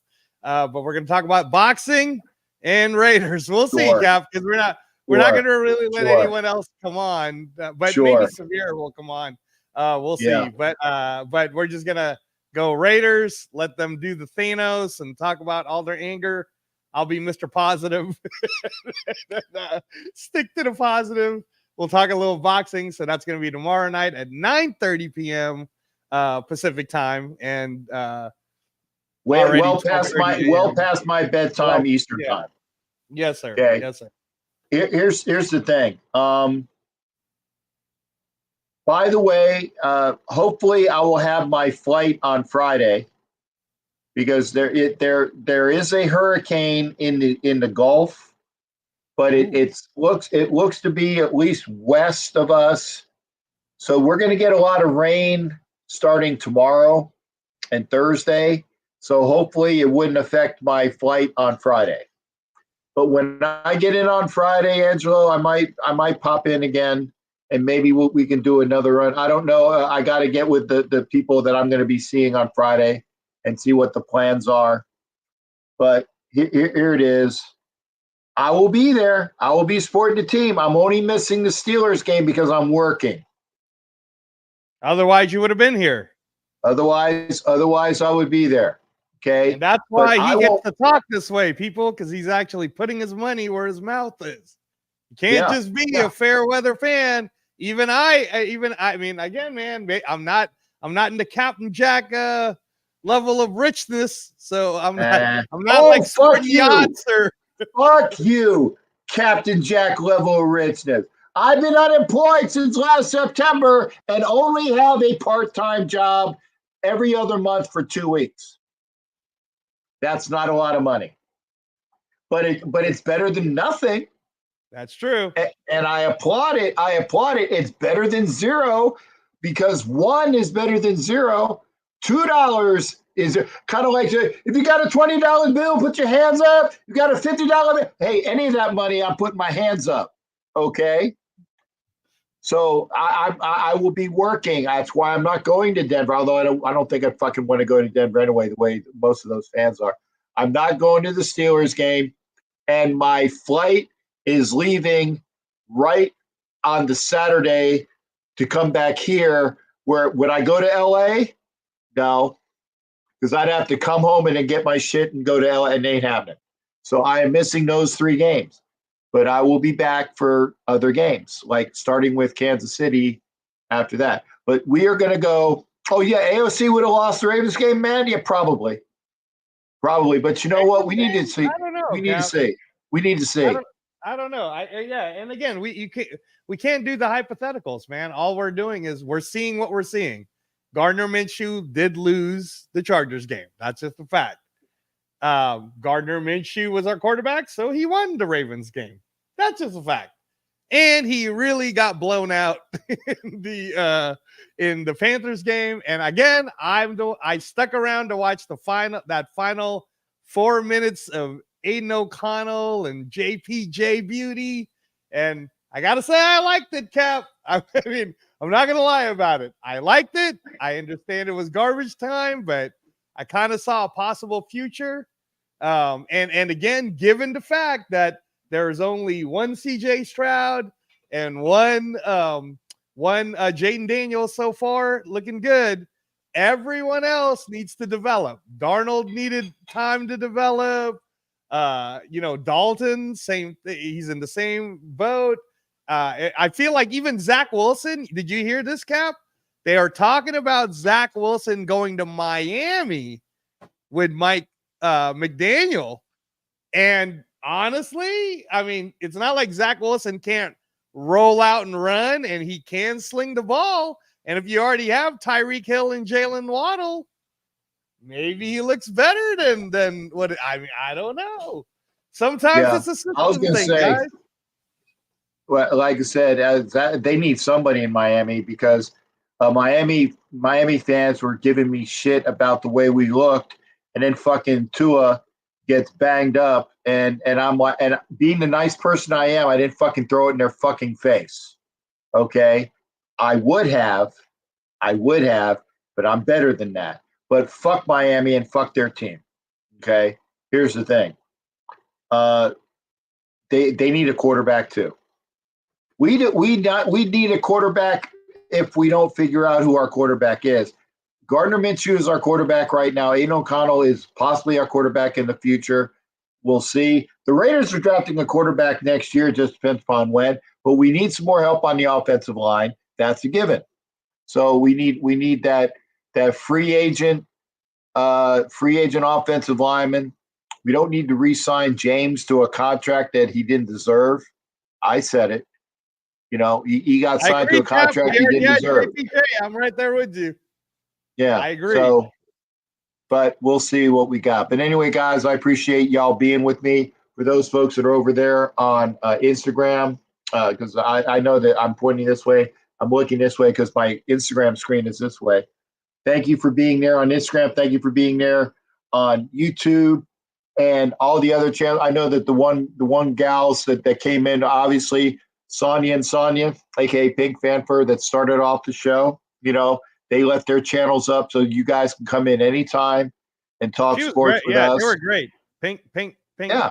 And Sonia was great. They were awesome. Yeah, remember Sonia is on the Northeast Streaming Sports Network with me. So and she has great shows. I didn't even cuss on her show. Oh wow! When I was on her show, yeah, I didn't cuss. Wow. So, yeah, I did use the word fellatio though. But it wasn't it was the exact term. I used the term and the word. It's not a swear word if it's used in the correct context. Okay. All right. I'm just saying, I used that term and she's like, I don't believe it. I said, hey, I didn't swear. We were talking about different things and that, in the context, it was correct. So anyway, I appreciate Sonia and she obviously she got embarrassed, but I didn't swear. But anyway, thank you for being here. We're doing about three hours and 10 minutes. Not a Stuart Schwaggart show yet. Oh man, but, if I'd have texted him, Cap would have been here. Yeah, he would have been for a while. Well, here's the thing, though. I would just say, you know what? You got it. I'm fucking going to bed. So Stu, you got, Stu had a lot to say on his podcast the other day. I was like, whoa, Stu's on one. Well, but I appreciate everybody being here. Thank you for watching. Tune in, share it. We'll get the word out and people will be here. And when Angelo is on with me, I will try to make sure we have the matching hats. Thanks, Cap. It's pretty awesome. Okay. Yeah. But other than that, you know, this was the shirt I was wearing, or we would have had matching shirts on too. Yeah, that's true. Actually, yeah. I wore the Madden shirt because it says I don't know, the Madden rules: be on time, pay attention, play like hell when I tell you to. So I hope we get back to that this Saturday. I mean this Sunday, and no business decisions. No business decisions from anyone. Let's just play football and play, like I said, play your ass off when the whistle blows. You know, do just what the Madden rules are. Ange, thanks for being here, brother. You can take us out. You can get everybody out and hit the outro. Y'all take care. We will see you next time as well. That's the one thing I like, because I'm like, how the fuck do you get the big four in the? Because I haven't figured that out yet. You can do this one. You can do it like this. Yeah. Or you can do it like this. Yeah, no, I know that, but it's like when you do that and you go to a four screen, it still shows. It shows. Oh yeah, that's because you're hitting you're hitting the button with the space instead of hitting the button with no spaces. Yeah, but so that's what it was on. That's what it was on. When I had four people up, it was on that button.